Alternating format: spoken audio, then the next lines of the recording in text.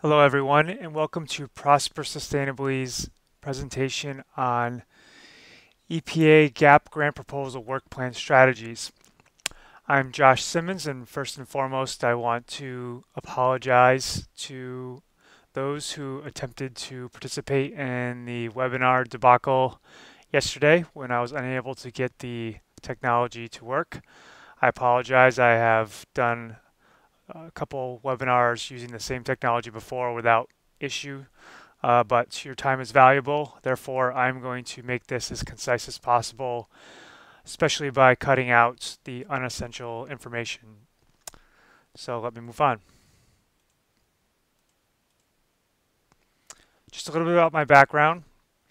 I'm the principal consultant and attorney for Prosper Sustainably that assists tribal communities with sustainability and environmental needs through a variety of services. Prior to that, I was the Chumash's environmental director for about 7 years and had a lot of success there. And I also instruct grant writing courses. I don't want to go into much more detail. I know a lot of you already know me and my background. One thing you'll notice on here that you probably are already aware of is it does not say IT consultant. Okay, I also want to share a disclaimer with you and make it clear that this webinar is sponsored by Prosper Sustainably, which is a for-profit business that assists tribal communities and other organizations develop and implement lasting solutions to meet environmental and sustainability needs. I want to make it clear that this webinar is not sponsored or endorsed by the US EPA and should not be considered representation of the EPA's opinions in any way. Now that I've satisfied the attorney in me, we can jump into the presentation. So I want to just briefly go through what we're going to cover during this presentation. So first of all, I will go through just a general brief discussion of the GAP guidance changes from the perspective of a tribal environmental professional. Then provide some information and considerations to think about when going through are taken from the fiscal year 2015 GAP RFP, so the current RFP that many of you are working on or are going to be working on. And then also do the same thing for the GAP guidance that was released in May 2013, which is why many of you are here and considering changing how you approach your GAP work plan. Then I will provide some recommended steps for preparing your GAP work plan, discuss mandatory work plan tasks, describe strategies for work plan components and commitments, and the work plan components and commitments will be the primary focus of this presentation. I'm not going to go to too much detail beyond that. I don't think that that's necessary because of the changes to the GAP guidance really are kind of focused on those overall commitments and components. I want to describe or I want to urge all of you to utilize a tribal environmental plan, which I believe can make your GAP work plan development easier in the future. This was going to be a part of the presentation, which was reviewing and answering participant questions. If there would have been time at the end, I'm planning it to go for no more than an hour. Obviously, that's not an opportunity through this video.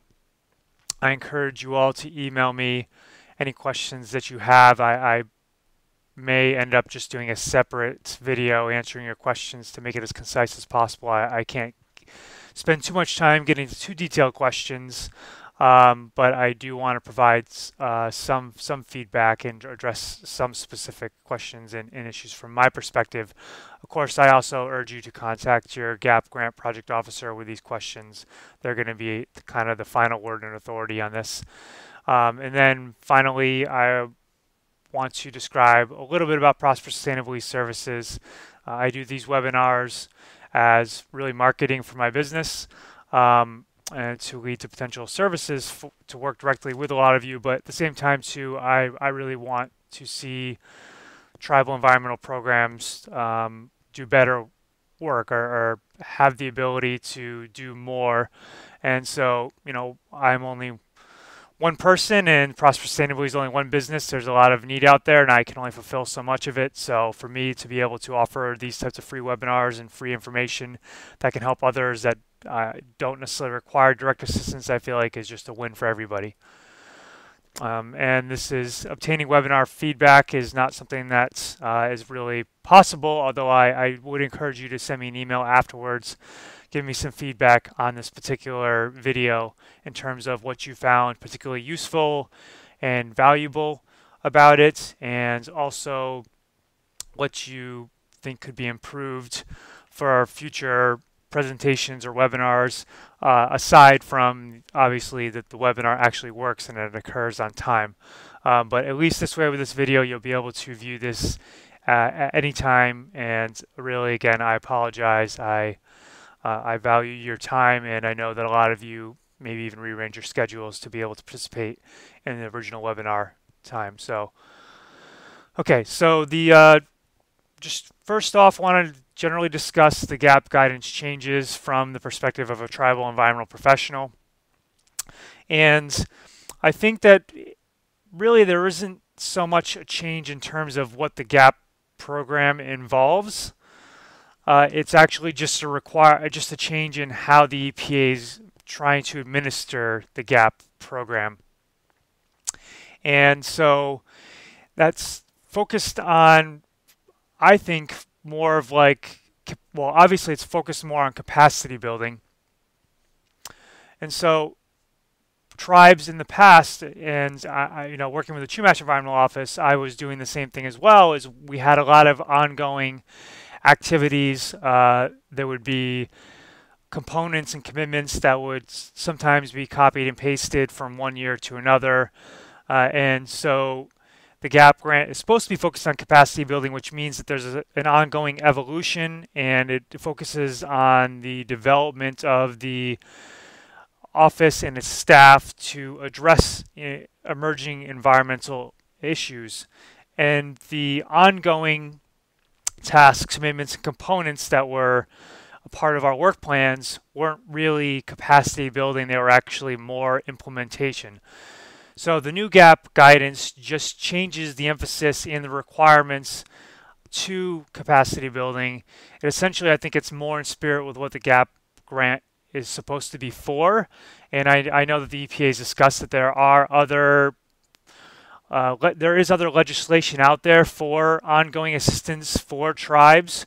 It's just that legislation is not funded. I don't recall the name of it, but I would just urge, if you are part of our talk or other groups, then and you also are somehow associated or have influence with the tribes lobbying bodies, then maybe that might be something to discuss with them to urge Congress to allocate funding toward the implementation legislation is out there. But that's really kind of outside the scope of this discussion. So some general GAP work plan considerations that I think are important to consider from the beginning. First and foremost is the core program or base activities versus supplemental activities. So when you're preparing your proposal, each tribe is typically applying for a certain amount of base funding that can range from $75,000 to about $120,000, and more on that in a moment. And that's if assuming that there's enough money available to go around, and that you submit an application that has eligible activities and the application itself has all the required components, then it's almost guaranteed that you'll get that base funding. There's usually some additional funding available. I don't want to say usually. I mean, often in the past, there has been additional amount of money available for supplemental activities. And these are usually one-time type activities that you can get funding for that above and beyond the base amount. So I'll talk a little bit more about those in a second, but it just, it's important to consider in crafting your work plan what you want to propose as part of the base work plan and what you want to propose as part of the supplemental work plan, and realize that you really have to separate those from the beginning, because you can't propose a whole bunch. Like, you can't propose just one work plan with $150,000 and expect the EPA to just separate out what they think would be fine for supplemental and stick with whatever base. If, like, say you're going for the max of 120, you have to decide in the beginning strategically what's part of your core base program that would be probably your ongoing programs, components, activities versus the more single or limited time activities. The amount of money available depends on your status as a proposer applicant. If you are a first-time new grantee, the maximum you'll be able to propose funding for is $75,000. If you're a existing grantee and it's either a new cycle, meaning that GAP grants typically run on a 4-year cycle. They can be maybe a 5-year cycle if you have a PPG, but they want to max out the funding cycle at 4 years, meaning that you will apply each year for an additional amount of money. You can apply for two-year work plans as well, but you will have a set amount of time within that 4-year period that at the end of that 4-year period, that particular cycle needs to close and then a new agreement will need to start. And in the meantime, that'll be just amendments. But if you are an existing grantee, either doing a new cycle or an existing grant amendment to an existing grant cycle, then you can apply for anywhere between $75,000 and to $120,000. And they do state that more could be available if justified and the money is there. Supplemental activities, really don't need to elaborate too much more on this, but those are going to be the unmet one-time or short duration needs. So your core program stuff might be if you have ongoing waste-related activities, if it's enforcement, or you obviously it needs to be something that's eligible. But let's say it's just standard capacity building, administrative type stuff, and those things need to change each year. But that's administrative. There's usually administrative category. There might be an education outreach type category. There may be a financial category. You may have a waste category. Those may be your base kind of components. But then you may have a supplemental activity that may be outside the scope, or maybe a different category, or maybe a one-time larger project within one of those categories. So an example would be developing waste management laws for your tribe, or any type of specific laws for your tribe is usually typically going to be a one-time activity that you could propose as a supplemental thing for a year and get some additional funding above and beyond your base amount. You also have the option and are encouraged by the EPA to propose 2-year work plans that can make the administration a bit easier. That means that if you were going to propose a 2-year work plan this year, that you would not have to propose a work plan next year. This is usually limited to your base activities, so you would not necessarily propose a 2-year supplemental activities plan. So it would be a 2-year base plan for all your base activities, and then it would be a 1-year supplemental work plan this year, and then you would actually propose an additional supplemental work plan again the following year, even though you would not have to propose another base one. The advantage is you don't have to, is administrative, you don't have to spend as much time or develop work plans separately in 2 separate years. The disadvantage is that that's far out. It's sometimes challenging to develop a work plan for, right now, that would be 2.5 years in advance, because proposing a work plan right now in December, actually that's over 2.5 years. That's 2 years and 9 months. The FY 2016, which is what you're proposing for right now, is not going to start until next October, and then the fiscal year 2017, which would start in the October of 2016, it is 2 years and 9 months away. I'm sorry, is that 2 years and 9 months away? That's 1 year. So it's 9 months away. So it's a year and 9 months away, I believe. I just lost myself on some very simple math. But the point is, it's far out, and things change, and sometimes it can be difficult to plan that far ahead. Tribes also have opportunities to enter into performance partnership grants with the EPA. Those are a combination of 2 or more eligible grants, typically including a GAP grant, Clean Water Act grants, whether it's 106 and 319. You could also combine a pollution prevention grant if there's a waste grant you have. I believe air grants are also eligible. If you are interested in starting a PPG, I encourage you to talk to your project officer as soon as possible, because you do need to get their approval for developing or for proceeding with a PPG prior to submitting individual grant proposals, meaning that you'll need to get approval before.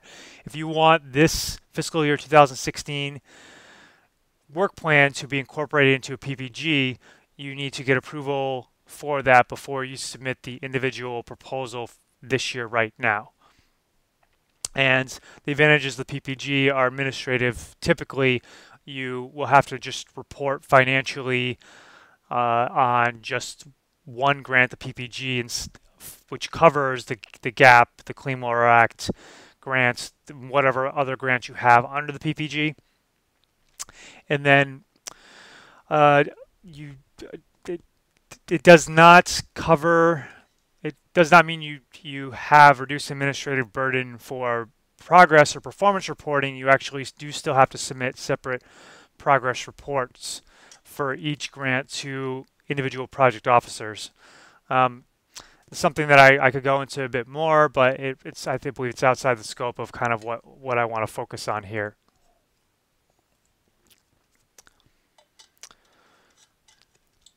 So what are the work plan elements that you should be concerned for? When we're talking about a work plan here, you may be like, okay, well, what exactly does that mean if you're new to this? And if you aren't new to this, you just may want clarification, because some of us may say work plan, it may mean different things. So the work plan, well, I guess I want to distinguish work plan components and commitments. So work plan components are, I would say, a separate description of each work plan component. These are kind of summarizing from the current fiscal year 2015 GAP RFP through Region 9, or off the Region 9 website. But it's an individual description of a separate work plan component, which is really like an overarching area. And I kind of I'll equate them to capacity indicator categories, and I'm going to talk more about that. I think that those are really kind of the crucial aspects of it. A component also, I believe there should be a separate component for progress reporting and joint evaluation. You could actually have this under another component. And so I also want to, before going much further, I also want to say that, what I share here is just recommendations and guidance in terms of how this can be done. This is not the only way about how it can be done, and I do want to, and I'm going to repeat this several times, it's important that you talk to your GAP grant project officer about how you decide to proceed. And I'm going to kind of show you, as we talk about the steps in developing your work plan, at what point you should talk to them and what exactly to talk to them about, which will be most productive. But if you have a certain way that you want to do it that's different, or you're not comfortable with all this, talk to your GAP grant project officer about that. For each component, the component itself is, so you have the overarching work plan that composes of a series of, I would say, objectives/components. Those capacity indicator areas, which are how I believe they should be approached.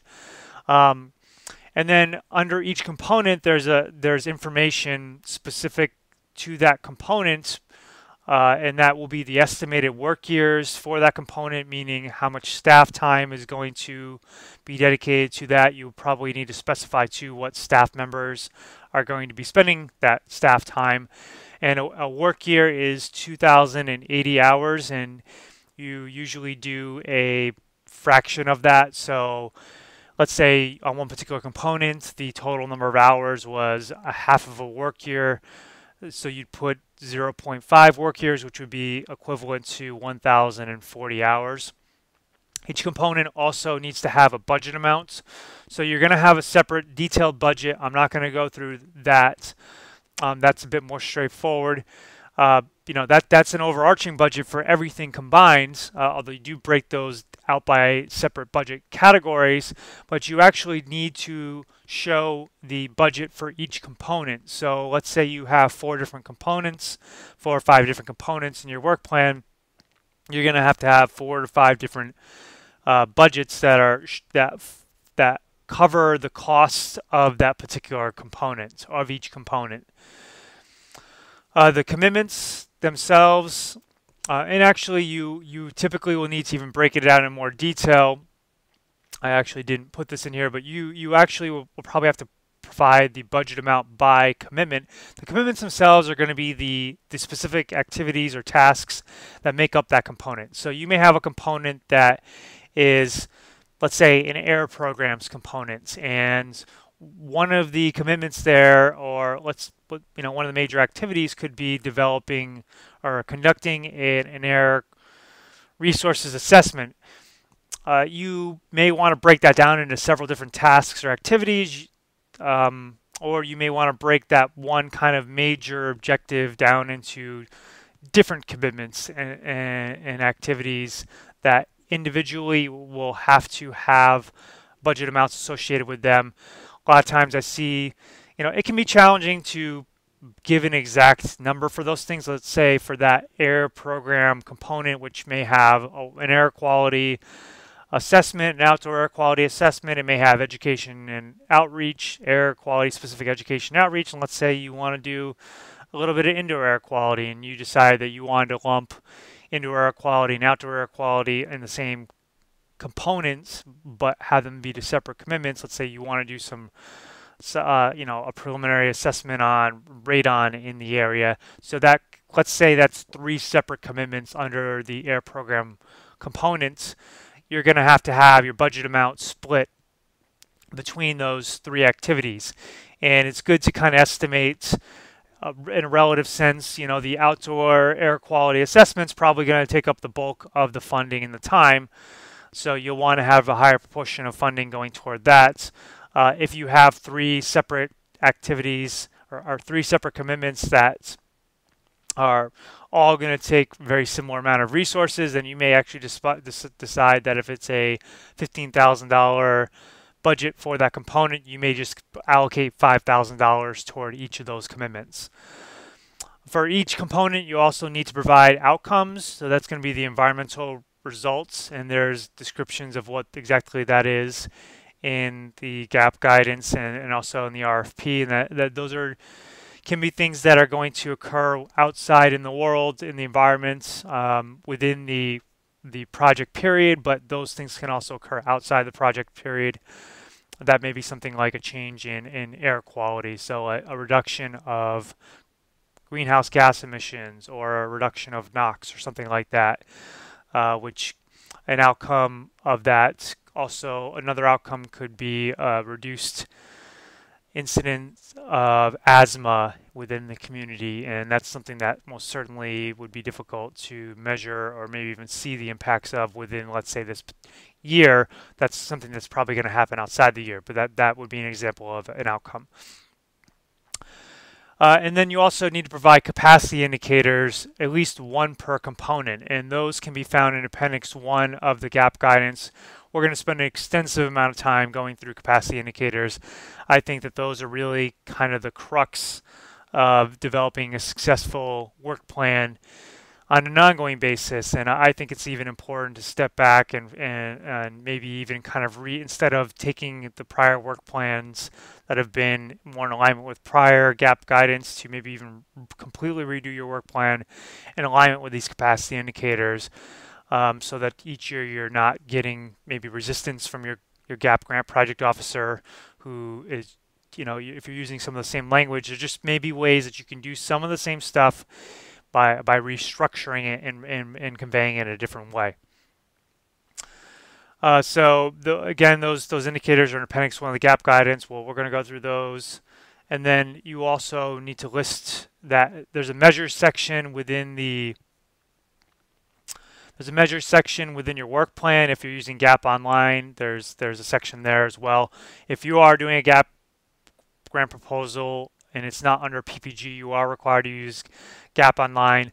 I have not been using Gap Online. I when it entered into a PPG with the CHUMASH probably at least 4 to 5 years ago, I used Gap Online in its infancy, and I found it to be very clunky, and I got frustrated. So when I knew I had an opportunity to just stick with kind of the electronic paper type work plans, which I developed tables for, I tended to work with those. But I've heard that Gap Online is a lot better than it used to be 4 or 5 years ago. So, and I've actually got some feedback that it's very easy and simple. But there will be a measure section under there that you'll need to put your capacity indicators, and essentially all this information.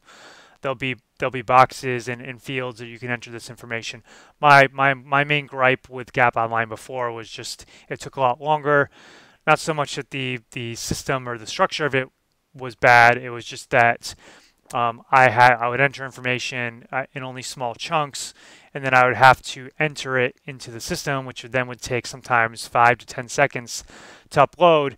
And so, something that I could type into a work plan that's in a Word document that I don't have to upload, all of a sudden it was taking 2 or 3 or 4 times as long because of just the upload time of individual sections. But again, I believe that that's not the case anymore. So many of you will be using Gap Online. We're not going to go into Gap Online. For each commitment, so you'll have those commitments, those activities and tasks. You'll need to have a time frame for completion of that. So let's say one of your commitments is developing an integrated solid waste management plan. You're going to have to, you may have that be a commitment that then has like maybe sub-commitments within the same commitment. Let's say that's commitment 1.1. You may decide to have each of the steps that are involved in that commitment within that commitment. You may decide to break it out, all the steps of developing the integrated waste management plan, into separate commitments. If you keep them the same commitment, then you just have to have the overall time frame of when you're going to complete the integrated waste management plan. If you choose to break that out, let's say you're going to start off with a waste stream audit, and then you're going to identify, do community surveys, and then another commitment's going to be, I guess, mining your own data information for issues and objectives that you want to address, and gathering other data information that'll go into the integrated waste management plan. And then let's say a final commitment for that would be to actually draft the integrated waste management plan. Then you would actually have to have a separate time frame for each of those if you do have those as separate commitments. Again, with the outputs and deliverables, you need to provide what the outputs, like what's going to be produced by it. Some of that may be kind of incorporated into what's the description, the activity itself. So if your commitment is developing an integrated waste management plan, it's fairly clear that the output and deliverable is going to be an integrated waste management plan. If you're going to be preparing some education and outreach materials specific to recycling, then your output and deliverable might be flyers, like 50 flyers distributed to, or not 50 flyers, let's say one flyer distributed to 300 residents or something like that. That would be an example of a deliverable and output for that. And then you also need to provide the tribal and EPA roles and responsibilities. So who's going to be involved, how, so like what's the tribe going to do, what's the EPA going to do? For the most part, it's all tribal stuff, but there are a couple instances where the EPA needs to do something that actually comes into play with the progress reporting and joint evaluation, especially the joint evaluation where the EPA, at least annually, is supposed to provide a tribe with an evaluation report on their accomplishments and progress in over the course of a year, and they may choose to do that more frequently. If you're unclear in terms of where the EPA roles fit in, I would talk to your GAP grant project officer about what they believe that their commitments are going to be and how that should be written into the work plan. All right, so now I want to move on to the GAP guidance considerations, and this is the May 2013 GAP guidance that was essentially published that kind of, I guess, re-clarify what the expectations are for tribes. I mentioned how the focus was on capacity building before, just a few things in here that I want to point out that I think are important to keep in mind when developing your work plan. So the allowable activities and restrictions is a good section to go through, just so you're kind of clear in terms of what the EPA was seeking to fund, what they're not seeking to fund. One thing I want to point out is that GAP can fund establishing and performing a test drive of an environmental protection program.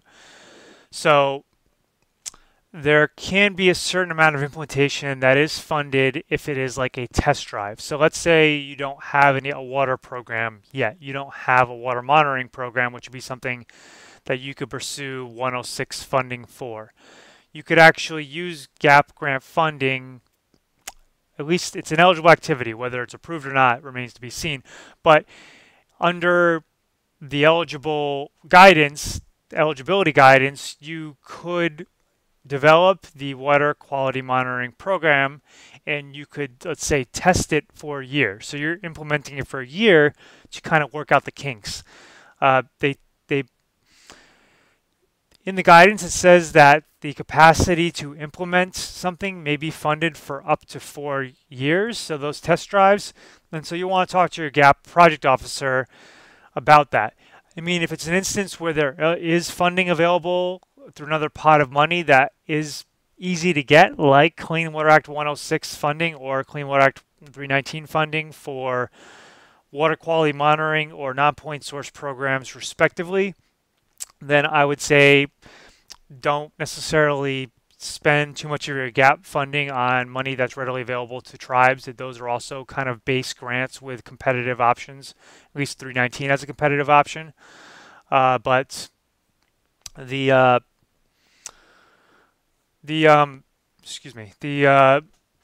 106, or let's say it's a program where you either don't have funding available, there isn't funding available, or you're having difficulty getting that funding.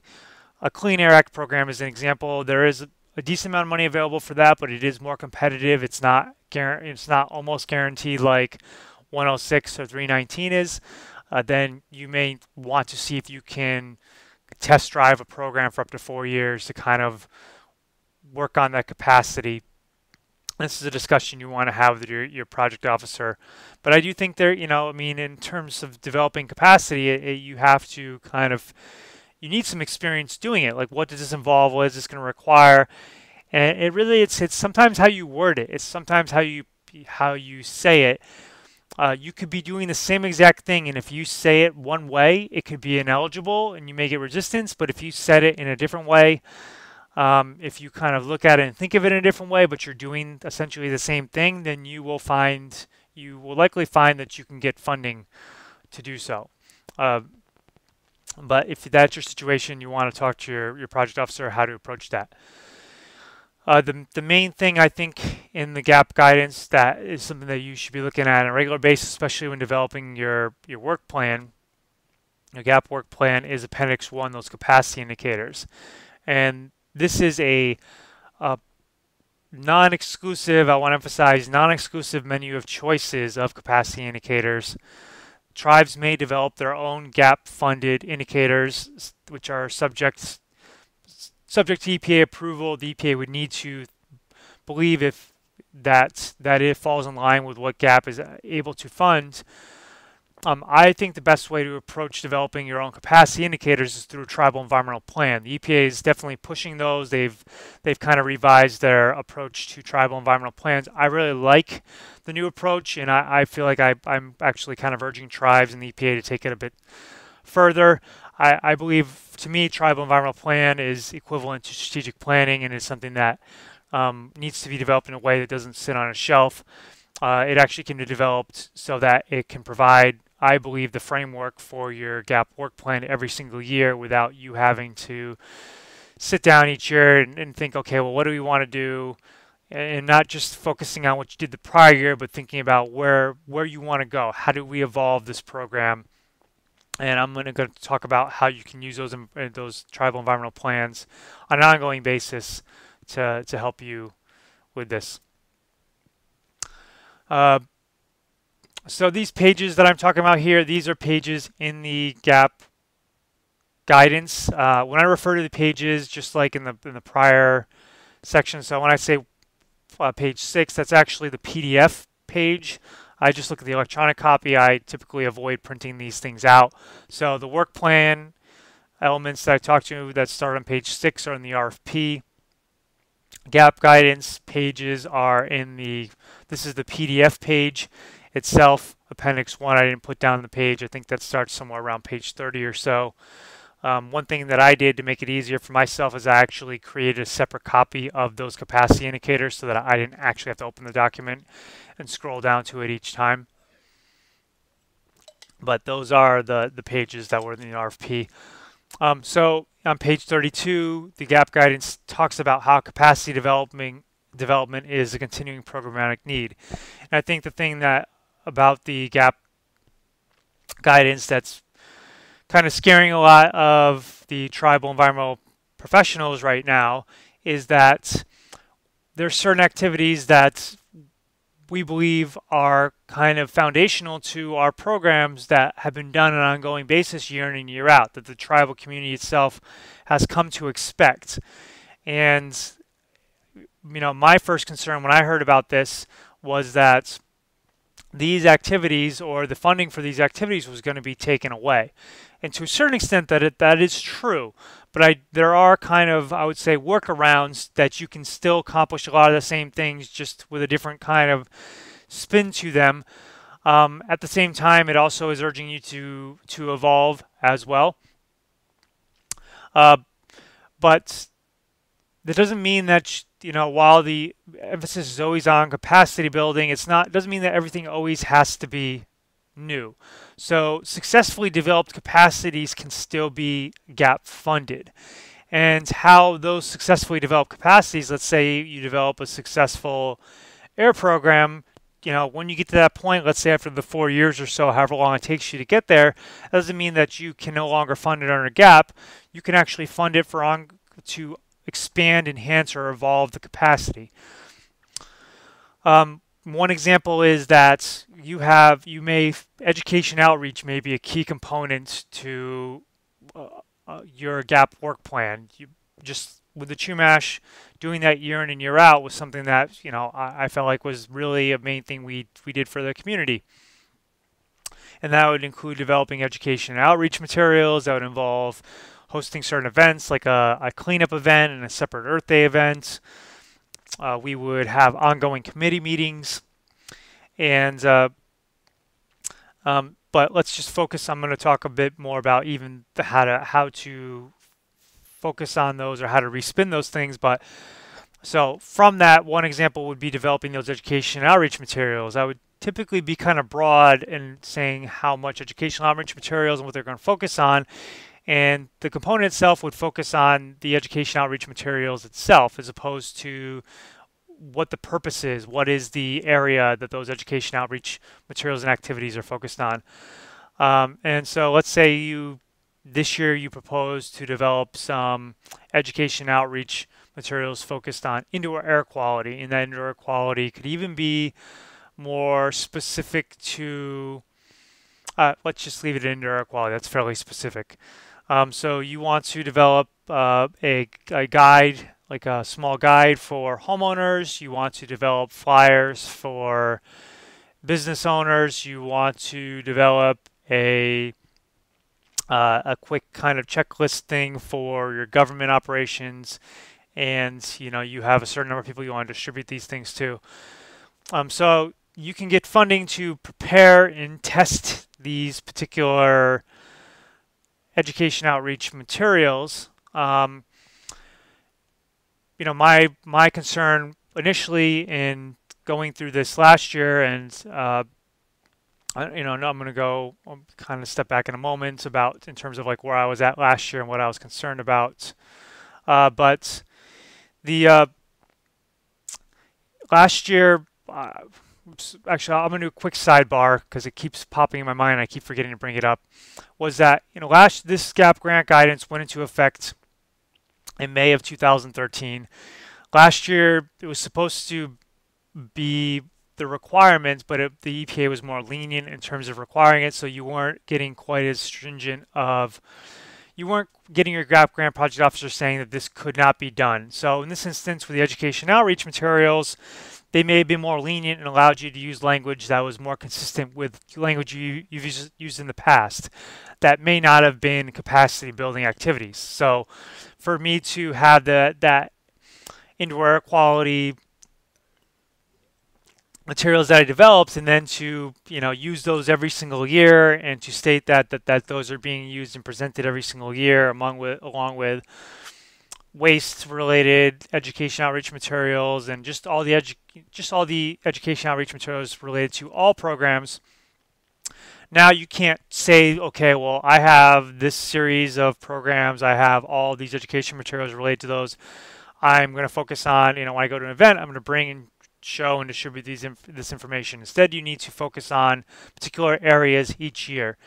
And so for indoor air quality, coming back to that example, that would be something that you could develop it and test it in, let's say, fiscal year 2016.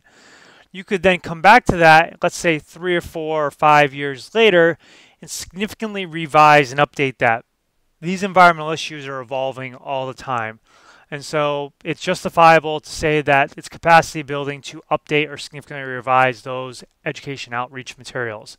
And you'll see how we'll focus on kind of those media areas instead of the actual materials or the events themselves.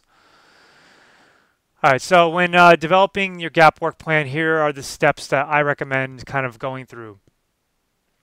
So I think where I recommend starting is a detailed review of your current GAP work plan with your project officer. You may want to even go back to the prior year as well, but when I mean your current GAP work plan, I mean the fiscal year 2015 work plan that just started in October that you're currently working on. And with your GAP grant project officer, identify which components and commitments are eligible. Like identify which ones would be an eligible activity for you to propose.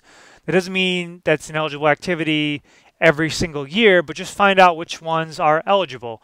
If you're proposing your indoor air quality materials and activities in a certain way with a certain language, find out if that's eligible.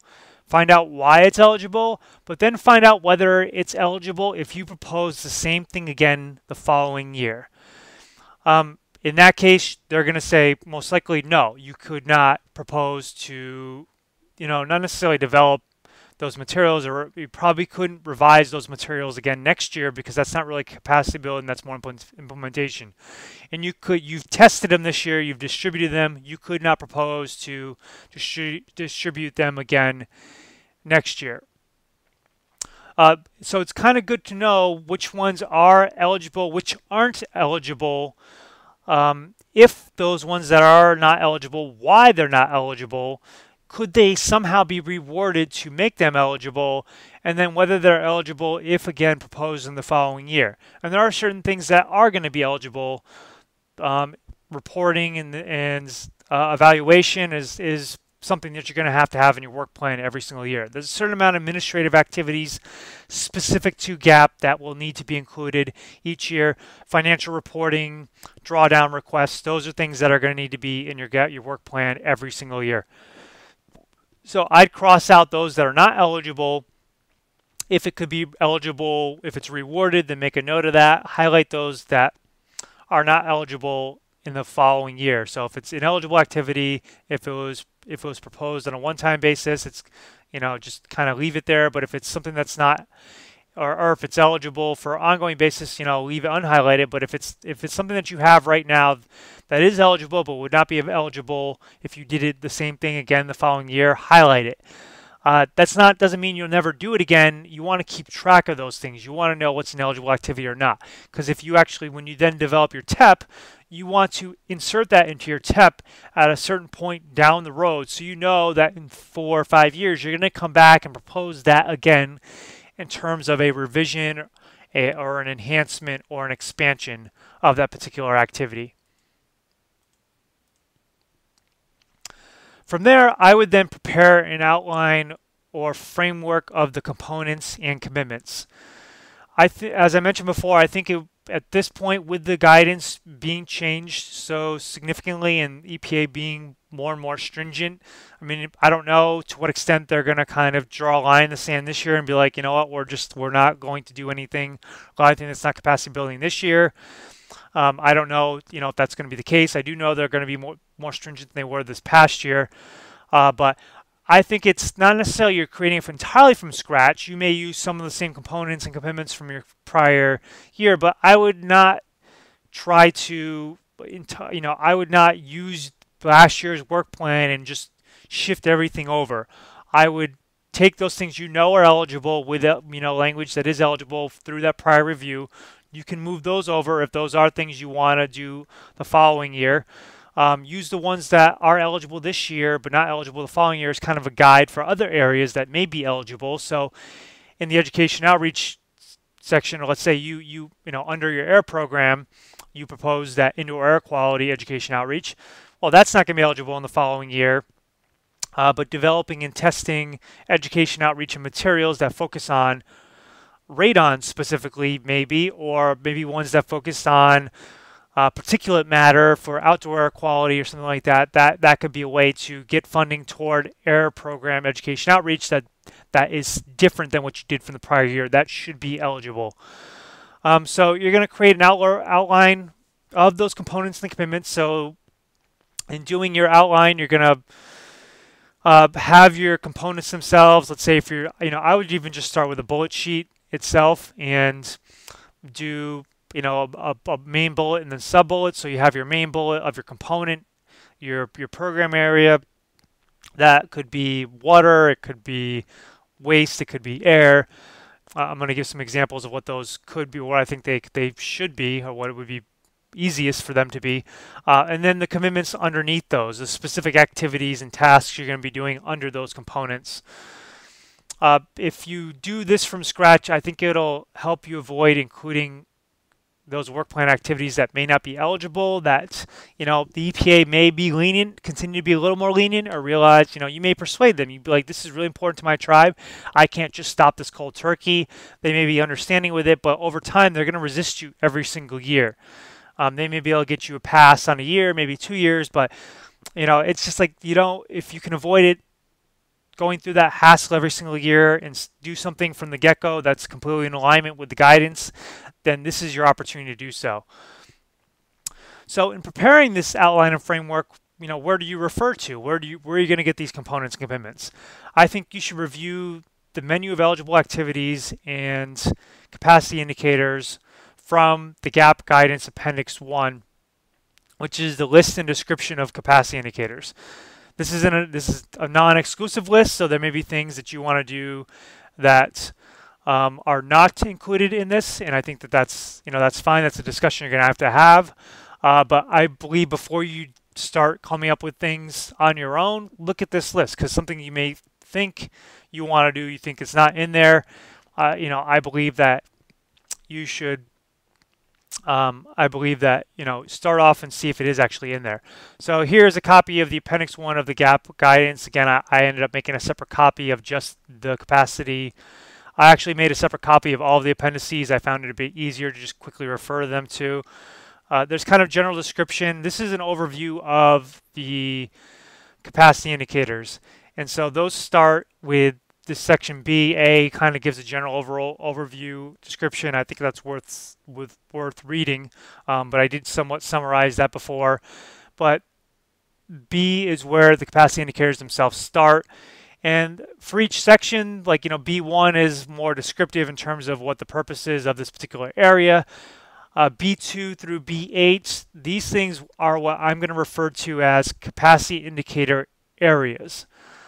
So there's going to be these major kind of areas, and there's going to be capacity indicators under this. So there'll be a B2, a B21 capacity indicator, a B22, so on and so forth.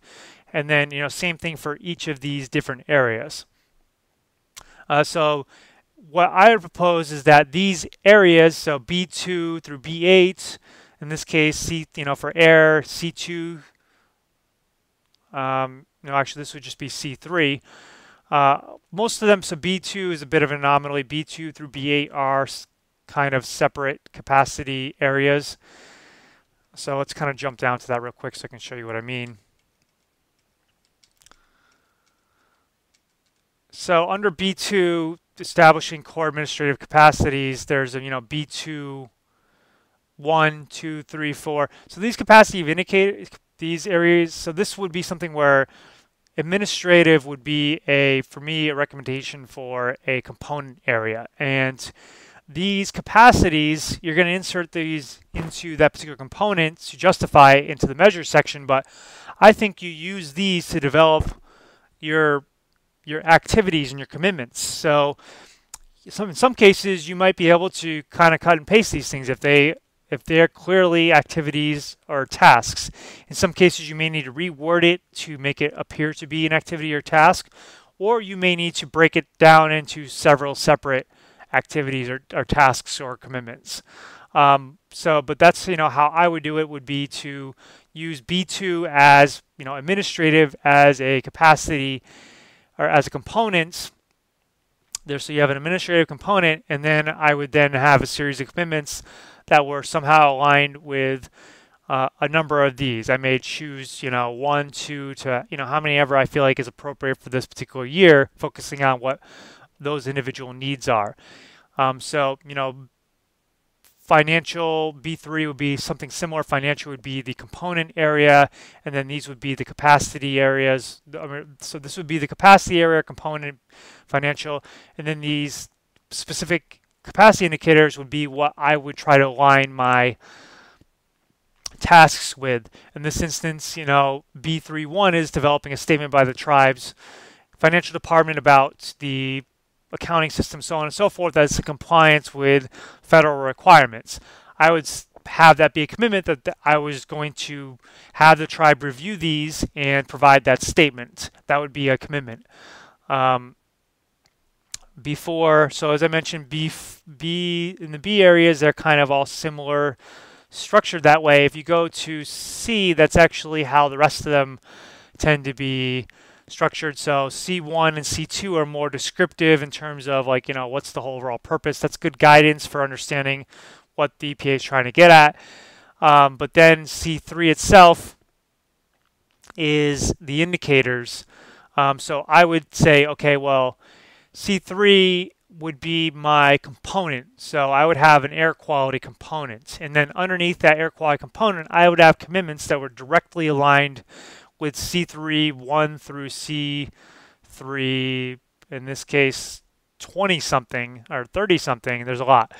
And obviously, you're just going to pick and choose. I may just focus on 2 of these things, depending on where my program is at and what I want to accomplish.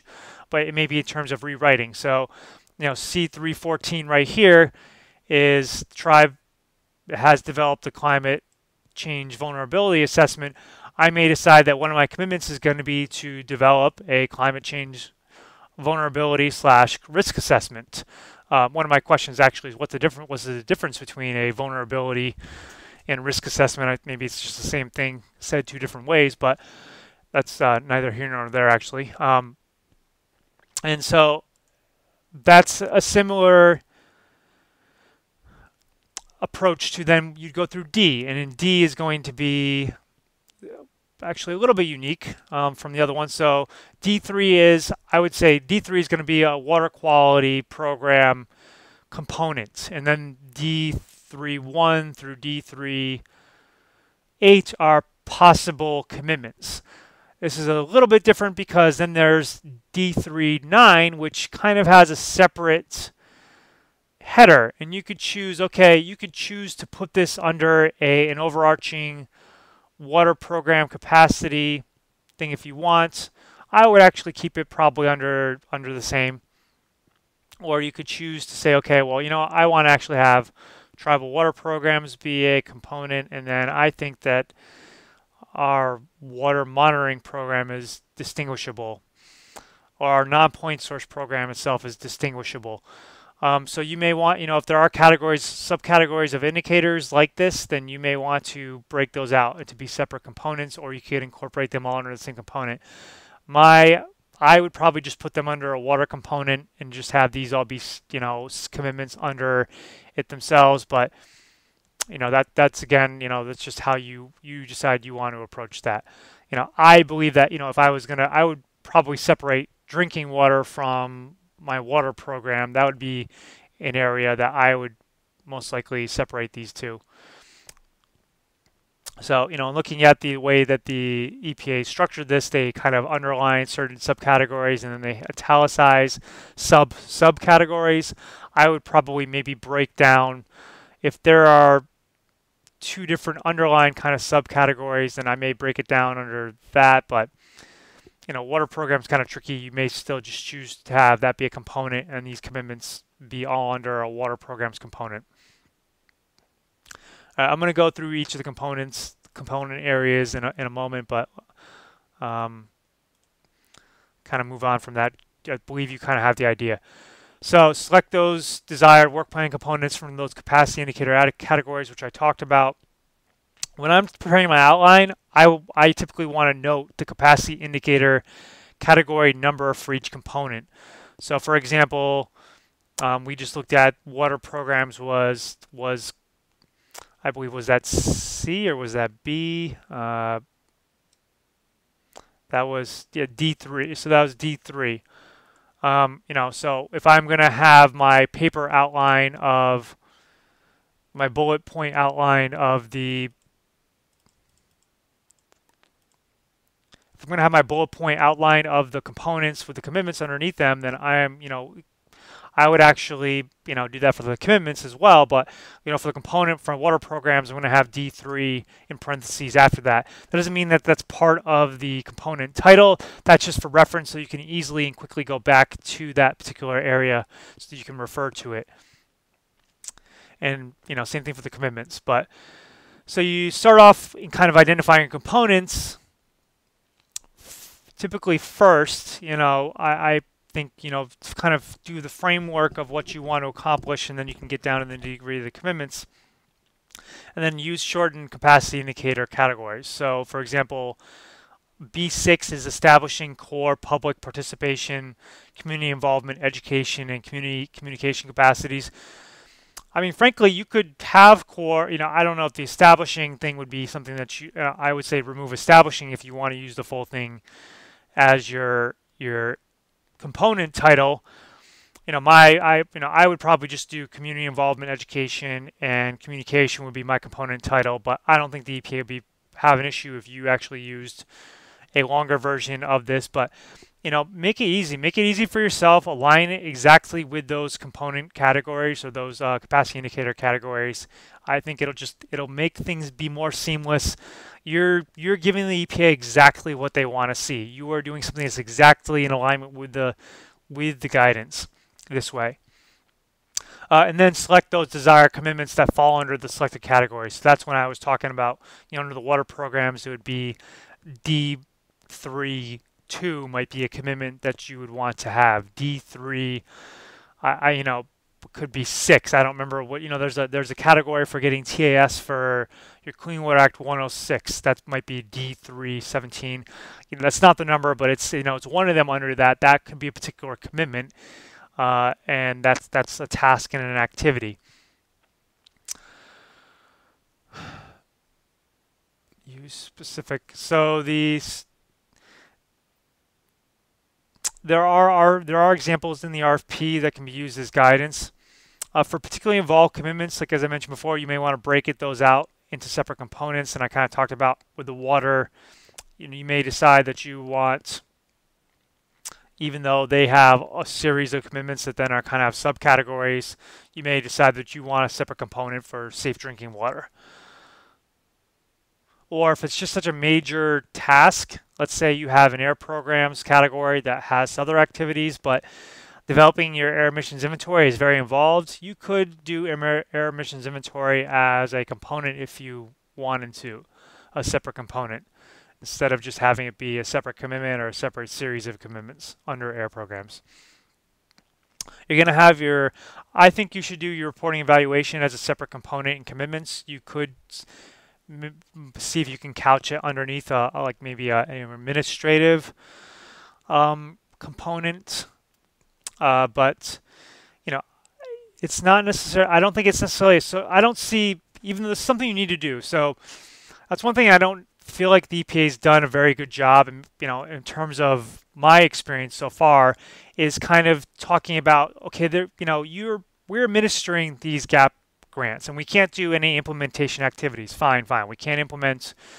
We can't use our gap grant to do administration activities for our Clean Water Act, our Fish and Wildlife Service grants, our so on and so forth. That's becoming clear. That's no longer going to be acceptable, and we're going to have to figure out how to approach those. And my approach to that is you have to start carving out time and funding under those other grants to do those administrative type activities.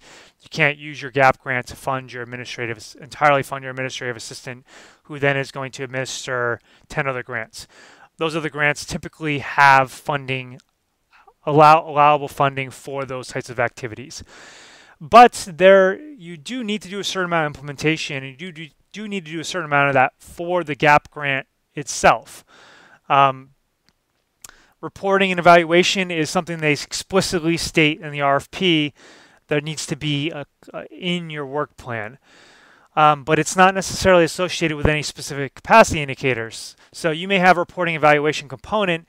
You may be able to justify it with B24, and I don't recall exactly what B24 was. But it doesn't exactly line with B24. That's just the original capacity for that. So B24 is program evaluation for use in determining whether program objectives are met, fiscal resources are properly managed, and assistance or requirements are satisfied. The emphasis on this capacity indicator is developing the evaluation system. Doing your ongoing reporting evaluation, even though that's somewhat a reporting and evaluation of your objectives being met, your fiscal resources being appropriately managed, and those requirements, those award agreement requirements being satisfied, being addressed. That actually, this reporting evaluation is not B24. That does not fulfill that capacity, because that capacity has already been fulfilled. So I think it should be a separate component that actually does not have a specific capacity indicator related to it, but I would be interested in finding what the EPA's perspective is on that. Do they want that under administrative? Do they want to be a separate component? There'll be one component for kind of the reporting, and there'll be another component, there'll be one commitment under that component for reporting, and there'll be another commitment under that for the evaluation. And we're going to talk a little bit more about this in a moment. All of that we're going to talk about more in a moment, because that's one of the more challenging areas of this new guidance. The commitments that are not associated with EPA identified capacity indicators in the guidance, you'll want to seek EPA approval for before submitting your final, not your final, but your gap work plan and proposal that's due on December 10th. If in EPA Region 9, it may be the same date in other regions as well. So if there's something that's waste related or air related or pollution prevention related that's not spelled out, or you can't link to one of the specific indicators, doesn't mean that it's not eligible. It just means that you need to find out whether the gap grant project officer thinks it's eligible. You may think it is eligible, and you may be able to make a fairly good argument. Unfortunately, it's going to come down to your gap grant project officer's opinion and the other opinions of those they work with, and that's just that's just going to be how it goes. There's just lots of different ways to interpret language in the GAP guidance in the overarching legislation. So, but seek their approval, and if they're, if they don't approve it, just see if you can work at some. It may not be they may not be able to approve it the way it's worded, but if you tweak the language of it, they may be like, okay, well, or they may be able to help you. And if it's something really important that you want to do, really emphasize that. See, I really want to see if we can make this work as an activity, a capacity building activity that we want to do. They may, give you some suggestions and work with you. They also may have some ideas of maybe other funding sources to be able to do that particular activity, or maybe even technical assistance and resources that are non-grant related that could help you accomplish that same objective. So after you discuss those commitments, those non-EPA specifically identified capacity indicators, after you've inserted your commitments into your outline, so at this point, and I actually wish I had an example. I started to create one. Actually, maybe I do have that example still.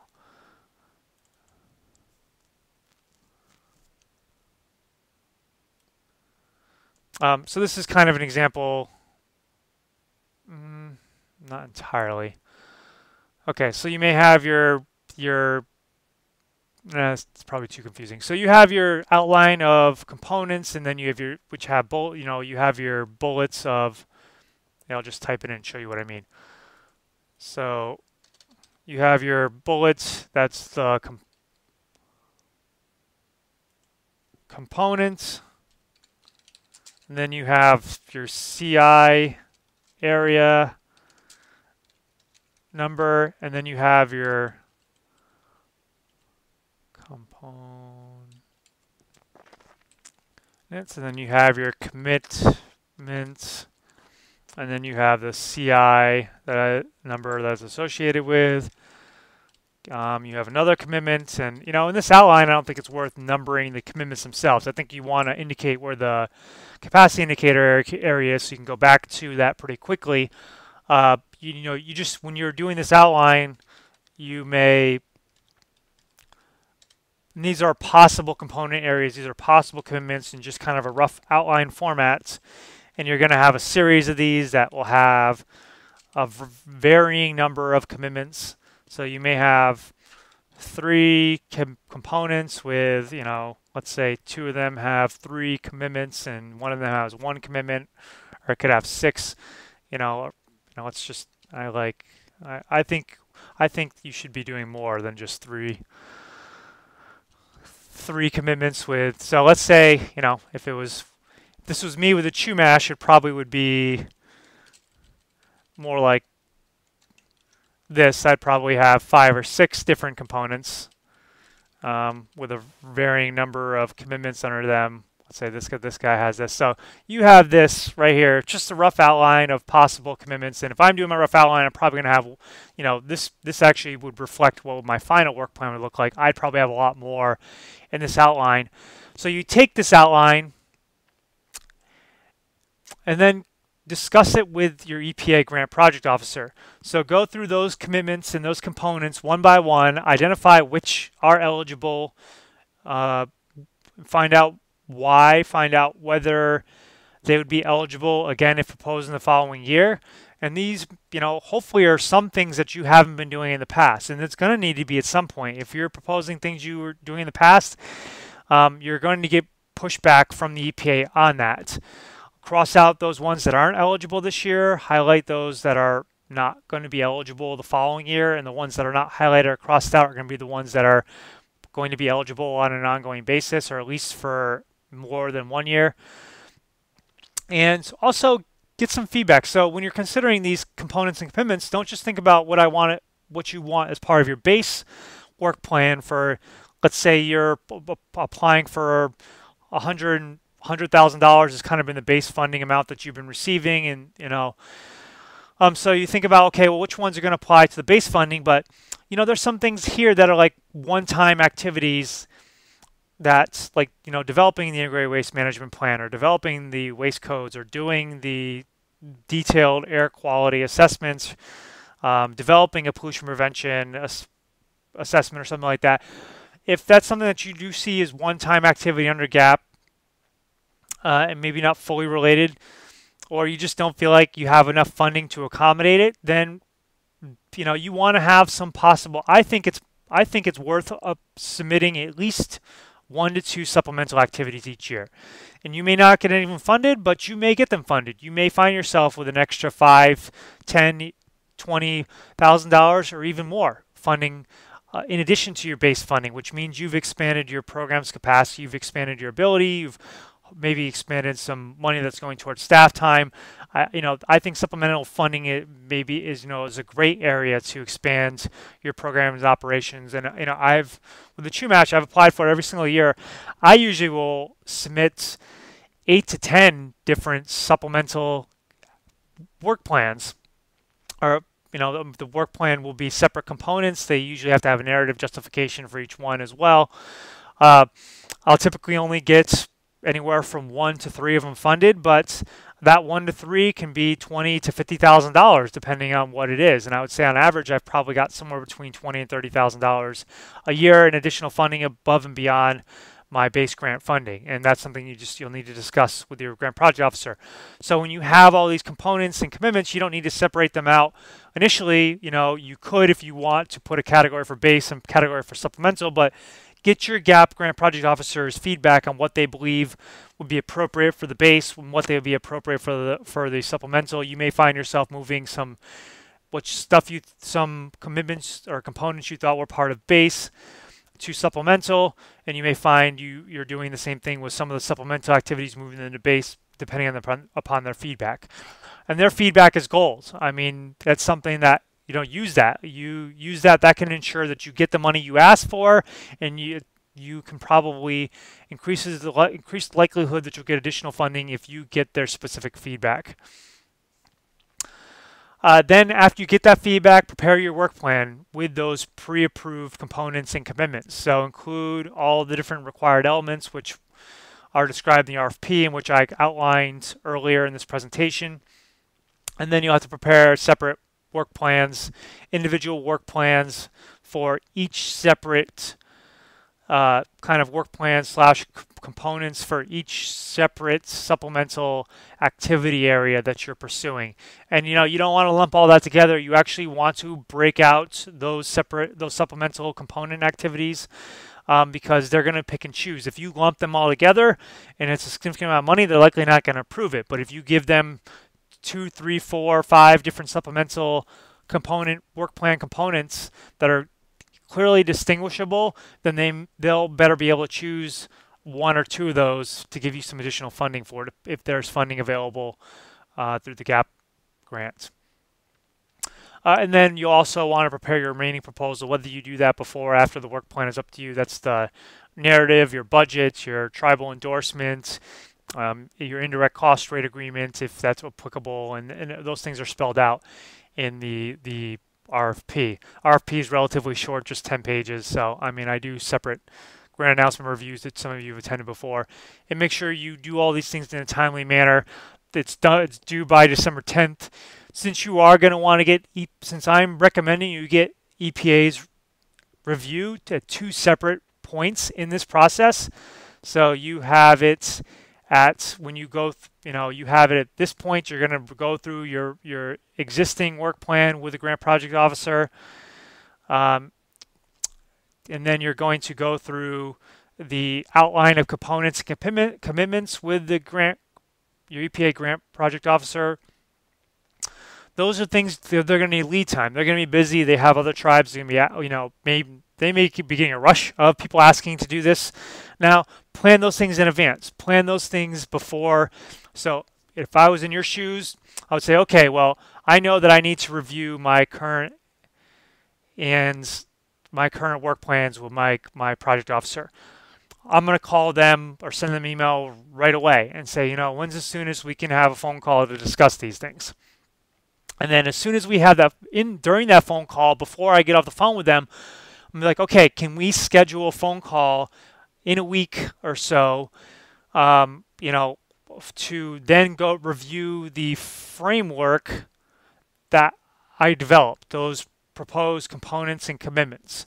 So get a firm to establish time to do that. So you have it locked in your calendar and their calendar, and they may say, okay, well, you know what, a week's not good for me. I'm actually going to need 2 weeks. That's good to know. It's good to know right now. I want to know that, and I want to have a commitment to that right now, because the 10th is only a month away, and there's a lot of holidays during those times. You may find your gap grant project officer can't talk to you again until 3 weeks after your initial phone call. You may, when you call them up initially to schedule that first phone call, you may actually want to schedule both of them at the same time. Get it on both of your calendars, and then it also forces you to get this done by that deadline as well. So make sure you do fully complete your components commitments outlined ahead of time, so that you are getting the most out of it. Because if you only have a draft that doesn't have all of them, then you're leaving stuff on the table. You are not getting as much feedback. And this isn't, don't just think about it in terms of this year. If you spend the time doing this right now, you will increase your understanding for future years, making it a lot easier for yourself next year. For next year, I think you should do some of the same steps, but you'll find that reviewing the prior work plan isn't going to be as you're going, instead of spending 30 minutes to an hour doing that, you'll probably spend maybe 15 minutes doing it, because you've already gotten feedback on it. And then when you propose those components and commitments, you have a better understanding of what's eligible and what's not. So you're going to spend less time doing that as well. So really take this as an opportunity, see this as an opportunity to be trained in these areas. And I think the best long-term plan is, so this is the last bullet that just came up, is developing a tribal environmental plan to make it easier for you to develop future work plans. So as you step back this year and get a better understanding of what should be included in your GAP grant work plans, then work on developing a tribal environmental plan for future work plans. That tribal environmental plan can have those specific activities and commitments that you're going to incorporate, and you're going to develop the tribal environmental plan will help you do that on a 5-year basis. So next year, if you are able to get your tribal environmental plan done this year, next year when you do your GAP grant work plan, if you haven't, if you were doing them on a year-to-year basis, you can refer to your tribal environmental plan, and you may be able to, that the EPA may have already reviewed and approved your commitments, and you can identify within that tribal environmental plan which things are GAP eligible. And then you can just plug those things into your work plan from your TEP. Your TEP meaning the Tribal Environmental Plan. And so, it's going to simplify things, and it's also going to help you develop a flow. And I do want to talk a little more about the TEP in a moment. So some mandatory tasks that you're going to need to include, you're going to need to accomplish at least once in a 4-year GAP grant cycle. So you may have a GAP grant cycle that just started this year, or could have started in a prior few years, but let's say you have a 4-year cycle that just started in fiscal year 2015. That means you have 2015, 16, 17, and 18. That's a 4-year cycle right there. These are the activities that need to be done at least once in that particular cycle. So then when you get a new grant in fiscal year 2019, you're going to have to do these things again. So that administrative fiscal assessment, that's capacity indicator category B3 or under that, and that's reviewing and assessing your financial procurement and property management procedures. And then if you do this assessment and you provide that documentation to the EPA and you identify deficiencies, correcting those deficiencies may be GAP eligible activities if they are outside the scope, if they're not already specifically, they're already not specific capacity indicators. A baseline needs assessment, it used to be called a environmental inventory. That's capacity indicator category B5. So that you can refer to the Appendix 1 for more information on what those capacity indicators are. And then Appendix 2 of the GAP guidance shows steps. And let me show you that really quickly.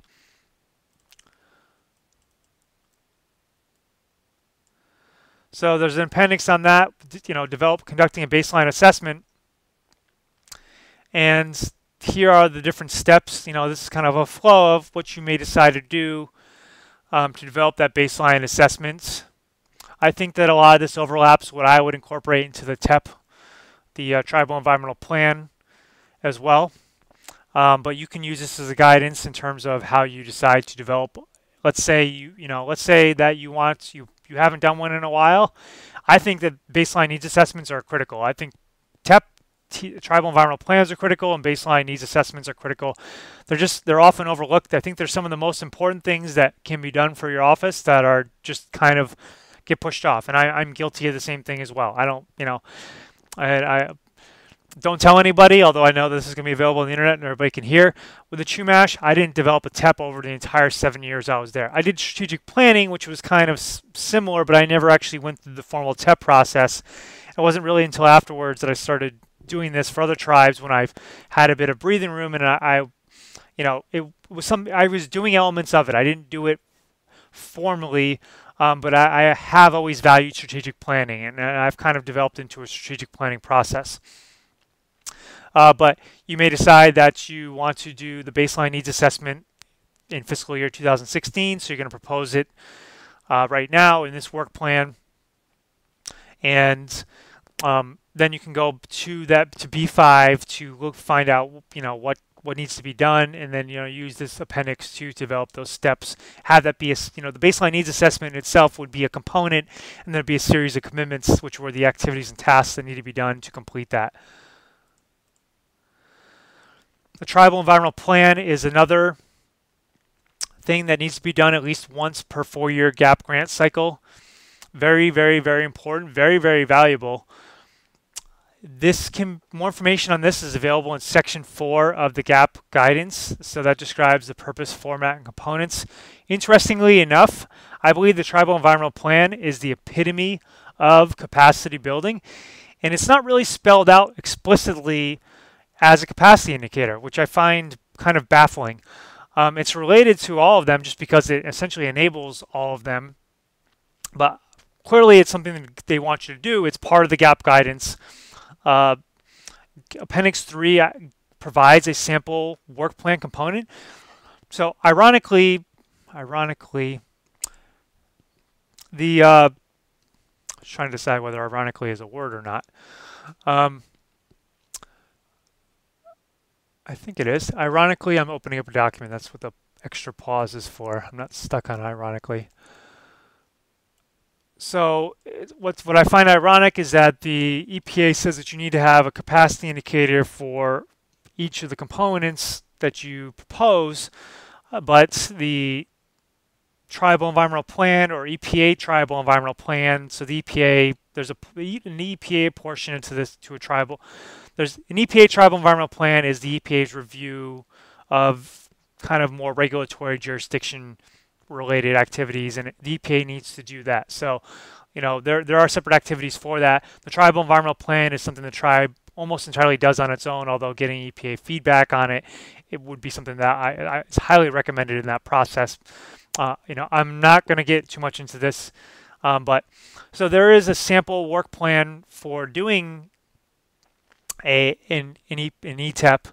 So that's the full EPA tribal environmental plan, which the tribal environmental plan itself is a part of. And so they have component number 1 is this ETEP. They have all the stuff you need. Interestingly enough, they have the measures blank. So I would say you can leave the measures blank yourself as well. They don't really indicate it because there's no specific capacity indicator that this aligns with. And then there's a series of commitments. So, if you're going to do this, I would use this language to a certain extent. Doing the full thing in 1 year may be a little more than you want to do. You may want to focus on doing the baseline needs assessment 1 year, which I think, it overlaps the tribal environmental plan. And then you may want to do the tribal environmental plan the following year, and then you may want to do the EPA portion of this the next year. And, you can use that sample work plan as guidance for that. More on that to come. So here are some common work plan components, and I've touched upon a lot of these already. These are going to be what I believe should be that when you're doing that framework and you are putting together this outline, this is going to be the components. And I've conveniently added the capacity indicator categories for you category numbers for you. So administrative is 1, financial management is going to be B3, information management, the baseline needs assessments, the community involvement, education, and communication. This one was a little tricky. I'm not sure whether you want to break this out or not. Your legal, compliance, enforcement, so you may want to have a separate one for legal, separate for compliance, separate for enforcement. You may want to combine those all. Your waste management and underground storage tanks, this may be something that you want to have the same or separate. But then there's also waste management and underground storage tank implementation, which there's, they put listed capacity indicators for this, even though they're implementation. So implementation by definition isn't necessarily capacity building, but EPA GAP grant does fund a limited amount of implementation activity. So if you are trying to continue waste management implementation, refer to E4 to identify what the EPA is trying to fund here and would be eligible. Your emergency response and remediation. Pollution prevention, I actually separated from another one. So I'm actually providing more of kind of common work plan components, and these are the ones I think are going to be used more frequently. There are a couple more that I have in the next slide as other. I probably could have just listed these all together. But the pollution prevention is kind of your sustainability and greening activities. There's actually only one specific capacity indicator that's related to the pollution prevention, which I actually think it should be broader. I think that there's a lot left on the table. The Pollution Prevention Act is fairly concise, and I don't know why it's actually grouped with chemical safety as well, which I would have separated those two. I mean, chemical safety is under TSCA and FIFRA. But the pollution prevention stuff is, the main thing for this is just G311. That's a tribe adopting a pollution prevention strategy and policy. It's lengthy, so you can actually fit a lot underneath it, but this is an area where I think tribes are particularly interested in doing pollution prevention, sustainability, or greening type stuff because that's where they can save money. And it does actually end up addressing other areas as well. EPA Tribal Environmental Plan, again, there's no specific capacity indicator for that. They talk about tribal environmental plans under A1, and they also kind of B5 is the environmental inventory, and since there's an overlap, maybe you can put one of those capacity indicators. I just talked to your GAP grant project officer whether they care or not. If you actually have a capacity indicator listed for that component, if they don't list anything. If they do, ask them which thing they feel like should be listed. It's clearly an eligible activity, so you don't have to worry about you don't have to worry about that. And another common activity, that progress reporting and joint evaluation. There's no capacity indicator associated with that, but I've kind of included here in the RFP, page 6 and 10 is where you can get more information. Attachment D talks a little bit about it too, and then the GAP guidance section 1.7.2. It's not very, very detailed, but it's pretty much a similar language to what you've been using before. I don't really think that needs to change. When you're talking to your GAP project officer, ask them how they want you to word it. Something I want to note on progress reporting and joint evaluation is I think it's I recommend not proposing more reporting than necessary. There's kind of two reasons. One is you probably can always report more than necessary if you need to. I think at minimum you're going to have to report quarterly on your GAP grant project progress, and you're going to your financial reporting will be probably in your financial category, and your drawdowns will be under that category as well. This is progress and performance reporting. If you want to, or the EPA project officer eventually wants you to let's say you just want to let your grant project officer know more frequently about what's going on, then just send them draft quarterly reports on a monthly basis. I mean, you need to spend the time preparing those quarterly reports. I think it actually would be beneficial to draft them monthly because if you only do it at the end of each quarter, it's easy to forget what you did the prior 3 months. In fact, you're usually, if you're like me, you're doing it a month after the quarter is over with, so you then need to think about what you did 4 months ago.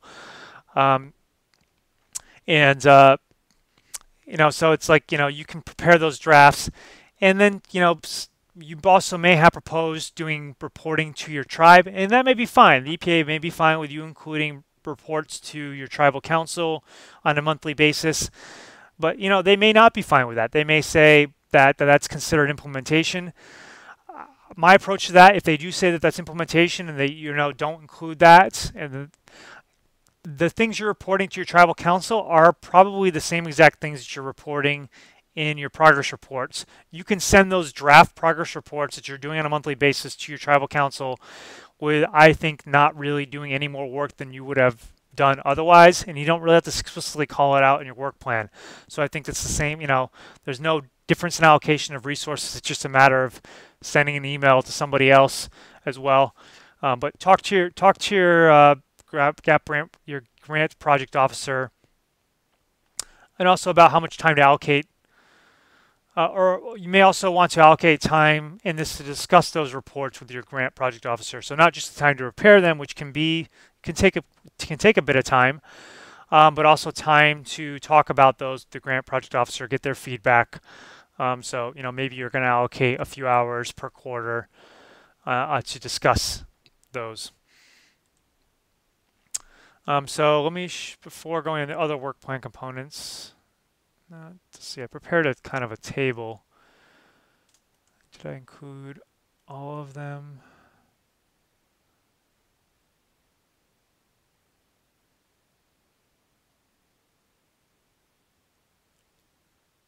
I just did common ones. Okay, so sorry for thinking out loud. All right, so yeah, let me show you this table, and I'll make this table available to all of you. This is a comparison of common GAP work plan components pre and post May 2013 EPA GAP guidance. So these are just recommendations for how to change kind of the titles of these things. So in a lot of work plans before, you'll see you may have management of the environmental office kind of being a general category that has a combination of administrative, financial, and information management type activities. So these now have new categories or new titles that are listed to capacity indicator areas, specific capacity indicator areas or categories. Your environmental inventory is now going to be your baseline needs assessment. You may have had general education outreach activities that were not specific to a media area like air, water, or waste.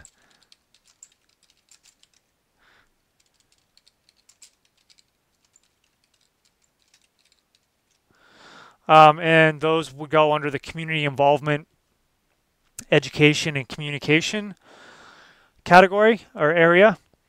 The education outreach for specific media areas like air, water, or waste should actually now be included separately under that applicable component. So if you're proposing specific education outreach activities or materials or content for indoor air quality, include those activities under your air program's components.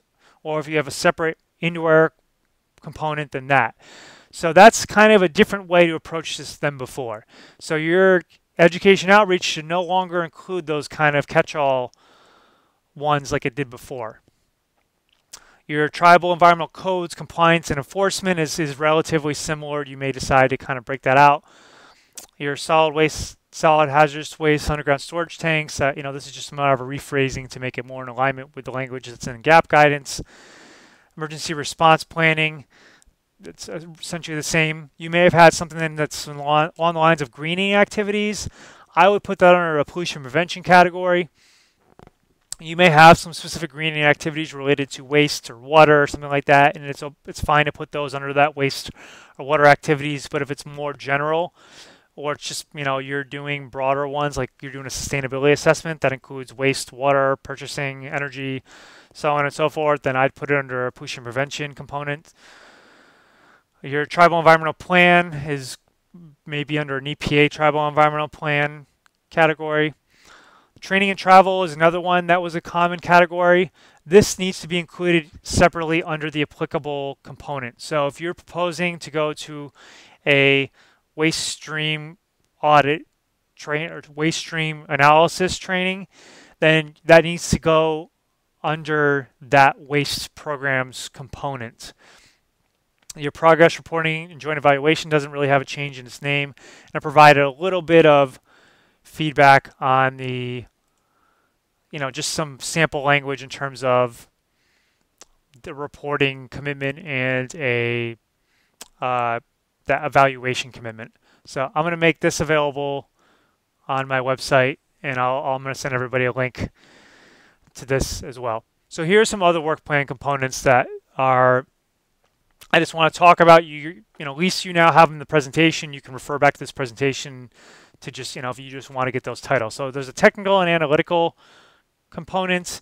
This was a unique category that it talks about QAPs. It talks about the description itself for the category makes it seem broader, but then they really limit it to kind of QAP, quality assurance and management, or quality assurance program plans. I just really get a kick out of the word QAP.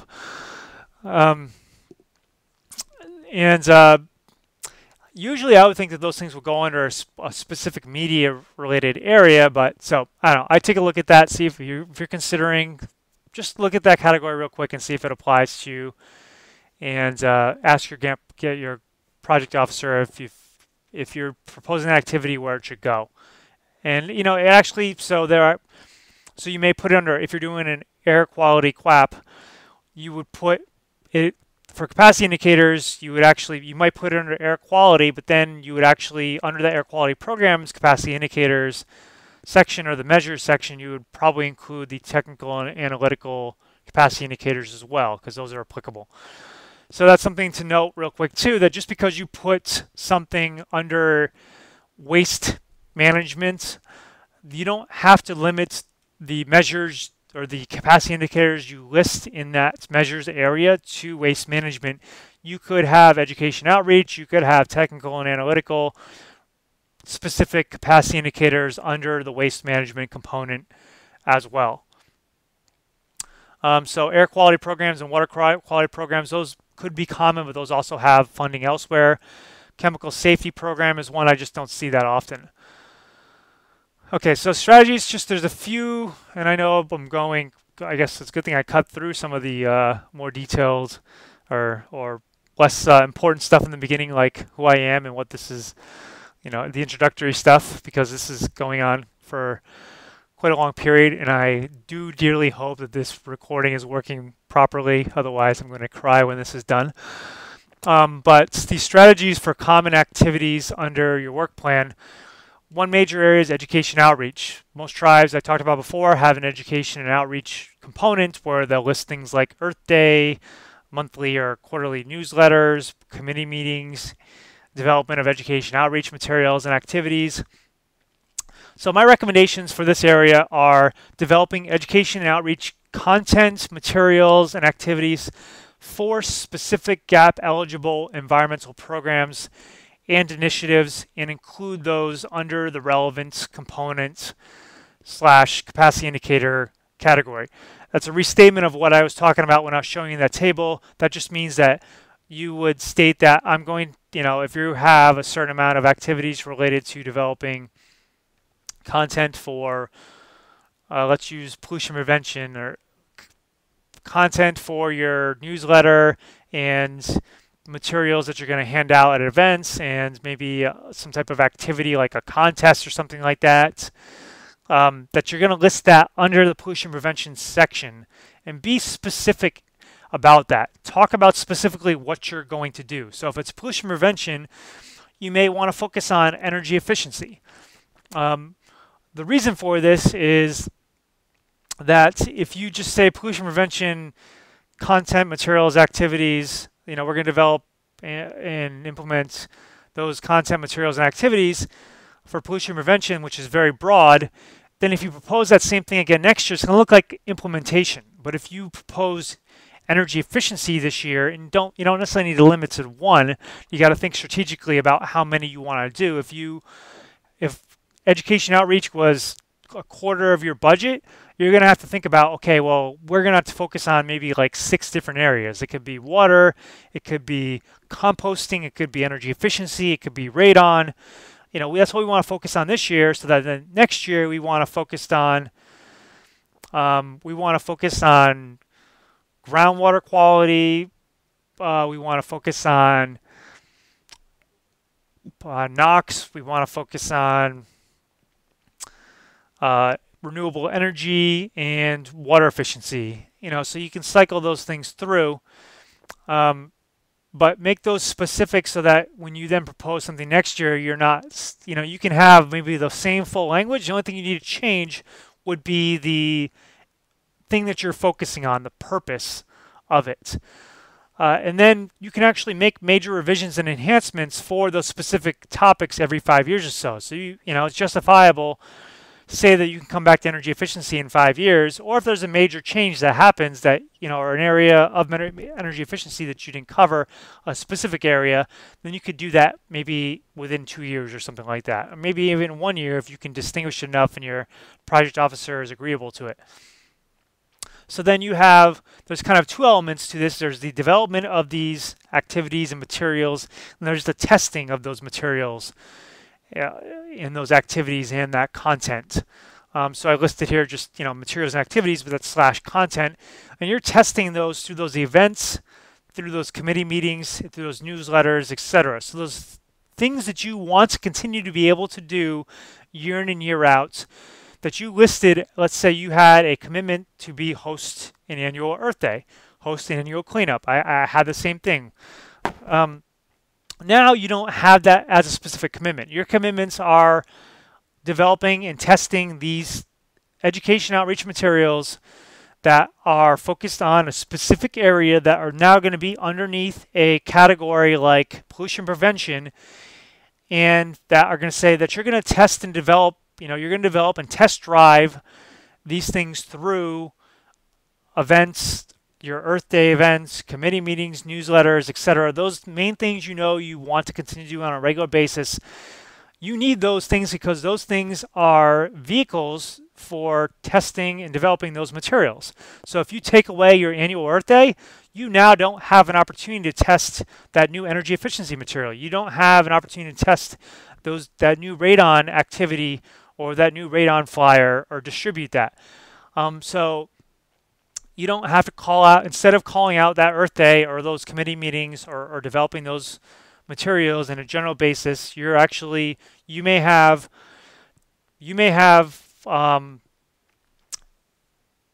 talked about doing these events under 4 different components because it relates to those 4 components. You have education and outreach, specific education outreach activities under your waste, under your air, and under your pollution prevention components, and each one of them has that generic develop and test, education and outreach, whatever, specific to something through your Earth Day events, your interdepartmental events, committee meetings, quarterly newsletters, etc. So this is focusing on the content and purpose of the education and outreach efforts rather than the communication method itself. What you're trying to accomplish, the end of this, so if you're thinking of the means and the ends of it is the content and the purpose, which is energy efficiency. The communication method is meetings, events, publications, etc. Those means need to be static, because if you start changing those means, then you start losing your opportunities to develop and test those ends, that purpose and that content, those efforts. So hopefully that's not too convoluted, and it's just a different spin to be able to do the same stuff that you want to do. Training and travel is very similar. Before, there was a training and travel category, and it had all the trainings, and then it listed the EPA annual conference, and maybe listed the RTALK meetings for tribes in Southern California, maybe list NAPEC meetings. Recommendation here is very similar. You include those trainings and travels under the relevant component. So if it's a waste code development workshop, that should be listed under the waste management component. You will separately allocate. You will have to, when you do that component, it'll have to account for the costs associated with the training and travel for that particular training. Your EPA annual conference, I wasn't actually sure where that would go. Maybe the administrative component, I would ask your GAP grant project officer for guidance. That's something that is justifiable.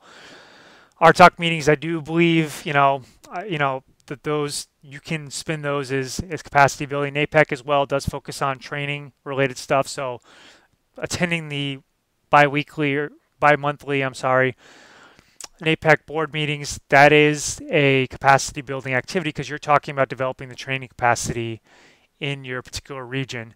But if you are trying to figure out how to spin these things, how to justify them as capacity building, talk to your grant project officer, make sure they understand that something is, and it's important, it's essential. Just be like, I want to work with you. Like, how can we make this capacity building activity? So here's one more area, or two more areas. So there's those general ongoing administrative tasks and activities.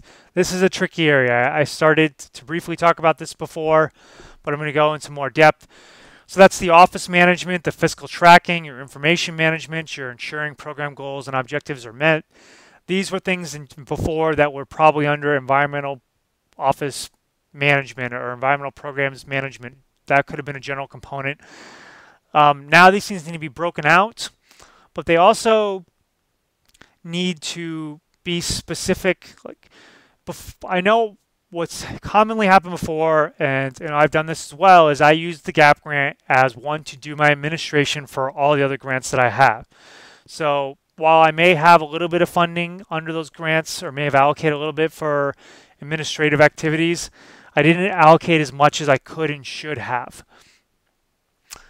So I think that moving forward, that it's important to make sure that more time, funding, and resources allocated under the Clean Water Act grants, your pollution prevention grant, your tribal wildlife grant, your energy grant, so on and so forth, toward those administrative activities if it's eligible. If it's not eligible, then that can be a little bit of a tricky situation. There's a workaround in the meantime, which I'm going to share with you. So my recommendations for here are for GAP work plan activities. I believe that your office management, your fiscal tracking, your information management, those kind of ongoing implementation things that aren't specific, development activities. So let me just distinguish the capacity building activities and the implementation activities. Your capacity building is going to be the development of those fiscal tracking and information management and systems that ensure your goals and objectives are met. So that's capacity building, is developing those systems.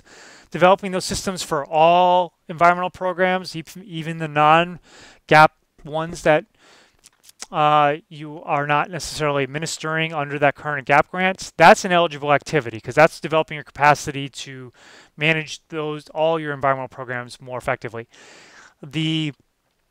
When you have those systems in place, the ongoing administration of those for those other grants is not eligible. For GAP, it should be. This is a tricky area because the EPA doesn't really call out. I don't believe the EPA can expect tribes to have a GAP grant and not be able to do the office management, the fiscal tracking, the information management, ensuring program goals and objectives are met under GAP for it could be $120,000 to $170,000 depending on how much money you received under your GAP for a particular year. So I don't believe that they can expect that. I'm not entirely sure where they expect you to put that. Is it under the administrative activities? Do you just have to say that it is GAP specific? So if you are talking about an ongoing implementation thing, if you say it's limited to GAP, is that okay? Or do they not want to see that at all? I believe that these things are also, let's say they don't want to see it at all, like it's not capacity building. I think that's not fair because you still need a certain amount of implementation to administer the grant itself. So I think that these things are also essential to reporting. So you do, in terms of reporting your progress, you do need to ensure your program's goals and objectives are met. So instead of including it as a specific commitment under, let's say, the administrative category, you actually could just allocate more time toward reporting to just make sure the programs and goals and objectives are met. Because if you don't take the time to do that, how are you actually reporting accurately? In terms of information management, you want to track the purchases you're making. You want to track you want to track your inventory of supplies and equipment and so on and so forth for your gap related stuff on an ongoing basis. That's something that I feel like is part of reporting and progress reporting and evaluation as well. You could either have that be something that's included as a commitment under the information management category if the EPA allow you to do it, or you just have that be allocated as time under reporting because that's something that you need to keep track of. That's something you need to report. And you can write your reporting in a way where you're going to be reporting upon these things. Fiscal tracking is one where you actually need to submit your SF425s. You need to submit your drawdown requests. If you are not actually doing fiscal tracking for your GAP grant, you're not going to be able to submit accurate reports. So you either can see if you can have a separate commitment for fiscal tracking, or you can just allocate more time to preparing and submitting drawdown requests and financial reports. There's other stuff under office management as well. Talk to your GAP grant project officer of how to allocate those things specific to the GAP grants, and understand that they're going to say that if it's not GAP grant specific and it's not capacity building, then they're not going to allow it. So kind of coming back to those other grants, let's say this year you have already written your Clean Water Act grant proposals, for that following year, let's say you've already submitted your grants, and you did not include these administrative activities under those particular grants. I know that's actually not the case because, at least for Clean Water Act, so you can make sure it's included. But let's say it was. There may be other grants that you're using GAP to administer, and you may have a tribal wildlife grant for a couple of years, and you've been relying upon GAP. Well, maybe you don't have those financial management and information management and office management or evaluation systems in place. The development of those systems requires a certain amount of testing. You're kind of, just like in the last one, it was the test driving.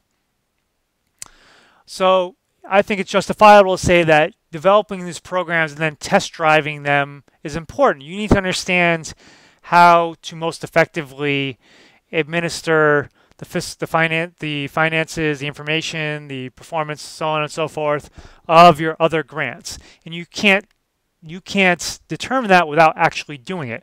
So I think it is justifiable to say that that's capacity building of doing that for a year or so, and then making sure that then after that period, you incorporate that into those future grants so that you have funding to do it on an ongoing basis. It's a little more bit of a pain because then you have an administrative assistant and a director and other staff that are going to then have to allocate their time and their funding to these different grants, which is just a little more it's more of an administrative burden. I'm not going to say just a little bit more. It could be quite a bit more. But that is in alignment with what GAP wants you to do, and there's those are some workarounds. So I think I didn't really go through all the bullets. I think that was a good kind of summary of the bullets.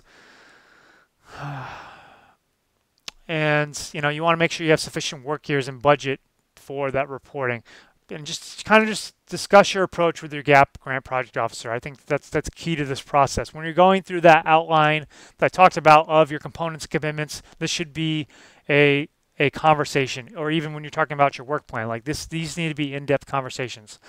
Another common activity that you'll find, which is usually a separate commitment that's under kind of that general environmental office management component, is funding and grant writing activities. Here, I think the best approach is to separate and include this under the applicable components. So if you're seeking funding for your air program, put it under, to expand your air program, put it under your air. If you're seeking it for water, put it under water. It's typically writing grants for new programs, writing your grant for like your ongoing 106 grant proposals or ongoing Clean Water Act or Clean Air Act funding is probably not permissible. If it's the first time, it probably will be. If you're continuing to seek it every year and you're getting denied, I think it's it's fine to say that you're doing it every year to try to get it. That's capacity building. But in that case, you'll then, if you do have an ongoing grant like 106, allocate funding and time and funding under 106 toward writing your next year's grant proposal. I think it's justifiable under GAAP, though, to have that be something that you do on an ongoing basis. I don't know exactly what section to put on there, maybe your administrative or your financial section. It's not specifically called out, but I do believe that that's permissible, and that's a commitment that takes time to do. I think it's worth having that be a separate commitment somewhere in your GAAP work plan. I recommend talking to your GAAP grant project officer. All right, so this is, maybe it's better that this ended up not being a webinar, because this is definitely going more than an hour, and I've gotten that both in a good way and a bad way, that the webinars can go a little bit longer, but I've been told the webinars should be longer, so maybe I need to start allocating an hour and a half to these things as well. I hope you are finding all this information valuable. I'm not quite done yet. So this is the kind of the last major thing I want to talk about that I think is really ties all this together and can make your life a lot easier in many ways. So I talked about having a strategic plan with 5 years of sequential capacity indicators. Sequential capacity indicators / activities / milestones / objectives. And this should include your GAAP eligible and non-GAAP eligible capacity indicators. So just because there are such things as capacity indicators that are not GAAP eligible. So you could have a capacity indicator that's related to developing, that's related to enhancing wildlife habitat, which probably isn't eligible activity under GAAP. Which could be a discussion you have. I mean, maybe you can make a case if it's related to wetlands or riparian zones, but developing that TEP is not necessarily need to be limited to GAAP, although it helps start a conversation in terms of what's GAAP eligible and what's not GAAP eligible. This can lead to approval of capacity indicators that are not listed by the EPA in the guidance itself when you go through this process. So you may find that you have capacity indicators that they approve for GAAP funding that they have not already specifically spelled out. And that I kind of gave an example. This facilitates your preparation for your GAAP work plan and other grants as well. So when you prepare this, you'll want to indicate, I developed a bit of an approach, and some of you probably went to the EPA Region 9 Annual Conference this past October, where I showed a spreadsheet, and you can tailor this. And one thing I think is important to do is kind of list when you have these different capacity indicators, these different objectives, and they're broader, higher level, major objectives. They're not specific activities. It could be like developing an integrated waste management plan. That's I think a broader objective / milestone / capacity indicator, and that would be something you'd include. You wouldn't include all the steps to doing that, the small steps to doing that in the TEP. And then you would indicate if it's GAAP eligible or not, and you get feedback from your grant project officer whether you could, whether it could be GAAP eligible. And then when you then go develop your work plan, you look at your TEP, your 5-year TEP. You look at whatever year is in alignment with the year that you're preparing for the work plan, for, and then you pick out those GAAP eligible activities those GAAP eligible objectives that you have in there, and you can just insert those into your work plan. I think it promotes flow and evolution in your programs and your work plans. The EPA wants to see your programs evolve. They want to see. Their main hang-up with what's been going on is that tribes have had programs and work plans that have been static. They've been doing the same thing year in and year out. The EPA doesn't want to see that. And frankly, you shouldn't want to see that yourself either. You should want to see a program that's continuing to grow, that's continuing to expand, that's continuing to address evolving needs and opportunities out there. So it's not just the environmental issues that are evolving, it's the opportunities that are evolving as well. And so if you use this TEP correctly, then you will allow yourself to adapt more regularly, and you allow this evolution to happen. You won't have static work plans. To me, strategic planning is capacity building. I recommend updating your TEP annually.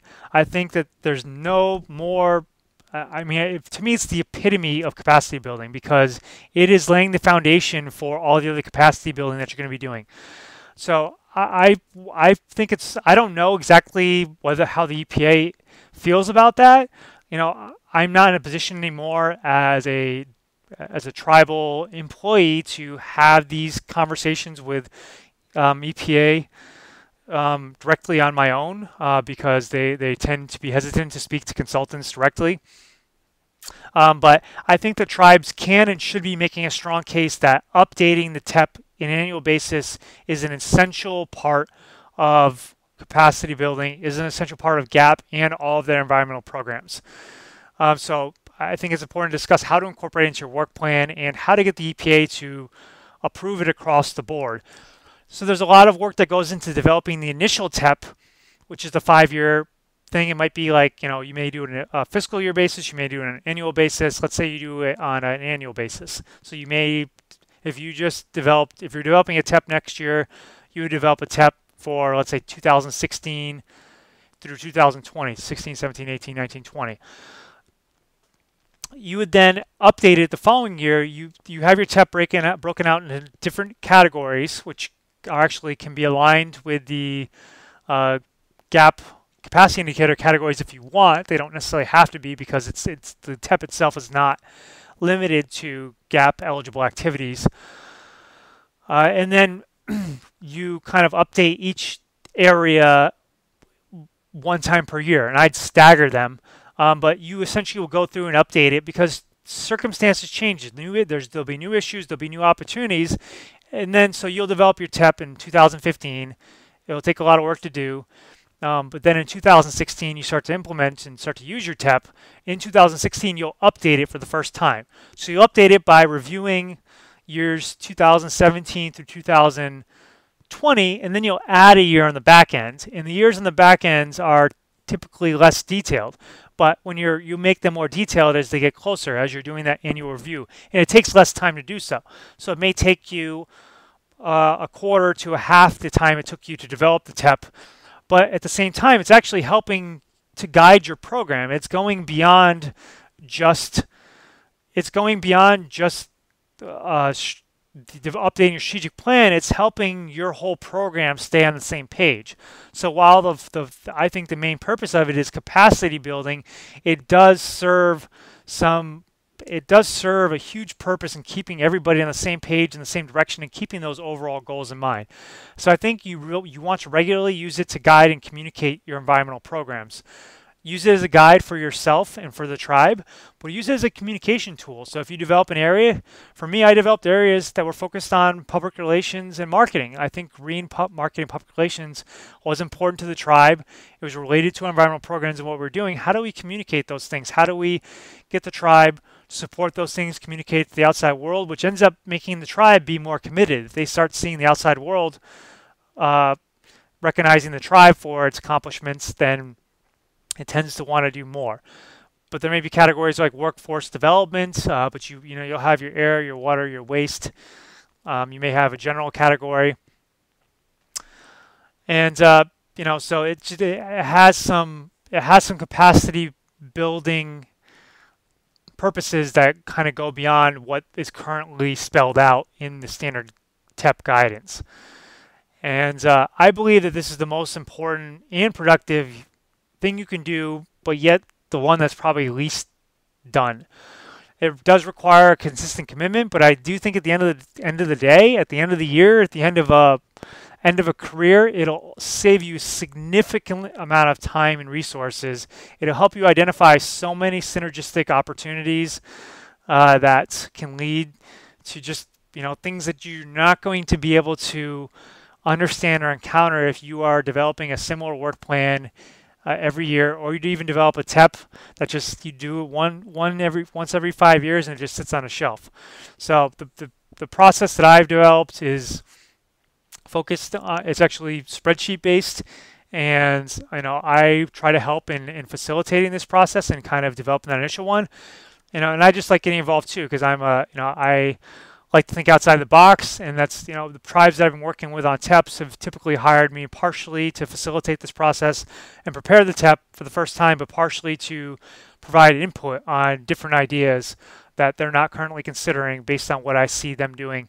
And that, that's something too. It's not just going out and getting a consultant to help you develop a TEP, which can provide some outside assistance, but getting other feedback from the other departments, from other outside agencies and organizations that may be involved, getting their input and their feedback on this as well. They're not going to necessarily facilitate the process for you, but they may help develop ideas. They may actually, when they see you're developing a 5-year strategic plan for an area that they're interested in, that you're incorporating things that involve them, they may be more committed. They may be more supportive of it. It may actually become a strategic plan that becomes valuable and important to them, that ends up getting more support overall. So I'm going to step down from my TEP soapbox, but this is a service that I offer, and one I really enjoy doing. So just to segue into that, the planning and strategy development are critical. I love doing it. I love coming up with new ideas for tribes, but I really try to approach these things from a practical standpoint. You need to consider what resources you have, how much you can do. I do a lot of grant writing and management as well. I teach grant writing courses. I can, in this instance, if you want assistance for your GAP grant proposal right now, unfortunately, it's something that unless you are able to turn around and, it's less, if it's just a kind of a guidance, it's kind of reviewing maybe your components and your commitments or helping you do that. And we literally can turn all this around in a week and a half. Then, feel free to reach out to me. But if not, I'm actually going to Columbia at the end of next week, and I'm going to be there for 17 days. And when I get back, GAP grants can be due in 2 days. Which, I could actually give some final feedback, but for the most part, it's probably not going to be feasible, especially if it's involving developing a scope of work and getting approval on the tribal side and the EPA side.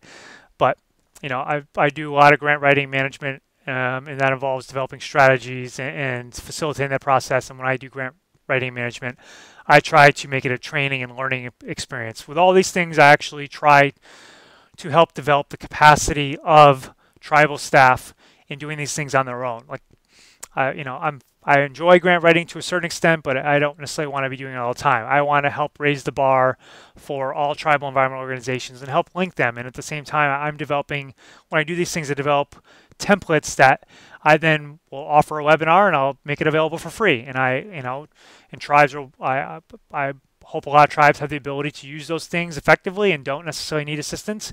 And then I'm available for those who need assistance or for those who want to advance it even further than kind of the base level stuff. So if you want to set up an initial call or you want some type of assistance, feel free to send me an email. You should be able to have my contact information because I'm going to end up emailing this webinar to people, or the presentation. And the link to all this is below. So I really appreciate those of you who appreciate the understanding. I received some nice emails, some nice understanding of how, stuff does happen. I try to not have that stuff happen. And it actually turned out that while I may have been able to host a webinar, the video software wasn't working the way it was supposed to be working. It actually ended up taking me a few hours to get that working properly as well. But to me, it's a lesson learned. I always, I try to use everything as a learning experience. I'm going to make sure I spend the time ahead of time to do full test runs of these things using the technology with people, so the same thing doesn't happen again. I really apologize. And I appreciate your feedback. So if there are things about this webinar or this presentation, this video you found particularly valuable, things you feel like could be valuable for the future, and if you have ideas for future topics, please send me an email. And also, if you have general kind of quick questions and stuff like that I can answer relatively quickly. If I get overwhelmed with questions that are very detailed, I'm doing this. And I'm doing this without getting paid to do this, so I only have a limited amount of time, and I've spent well over probably a day or so preparing for this and getting everything to work properly. But But I look forward to meeting a lot of you if I haven't met you yet, working with many of you, and to those that can take what I offer for free and take it all to the next level. I want to see that as well. Like I'm working in this field. I'm working with tribes because I believe tribes can lead the environmental movement. I believe the tribes, with their sovereignty, and if they start to work together, if we can raise the floor, both the floor and the ceiling of what tribal environmental programs are doing, more of them get on the same page. There's all these templates. There's more of an emphasis on strategic planning, which many organizations don't do. That tribes really can unify, I think, their skills, their resources, their capabilities, and start to be at the forefront of environmental policy, laws, initiatives, projects, so on and so forth, more so than they are even right now, and can really be the leaders. And I am my goal, my mission is to facilitate that, and I'm happy and I'm enjoying working with all of you. There's a lot of great people out there that I've gotten to know during this time. So thank you very much, and I look forward to hearing from you.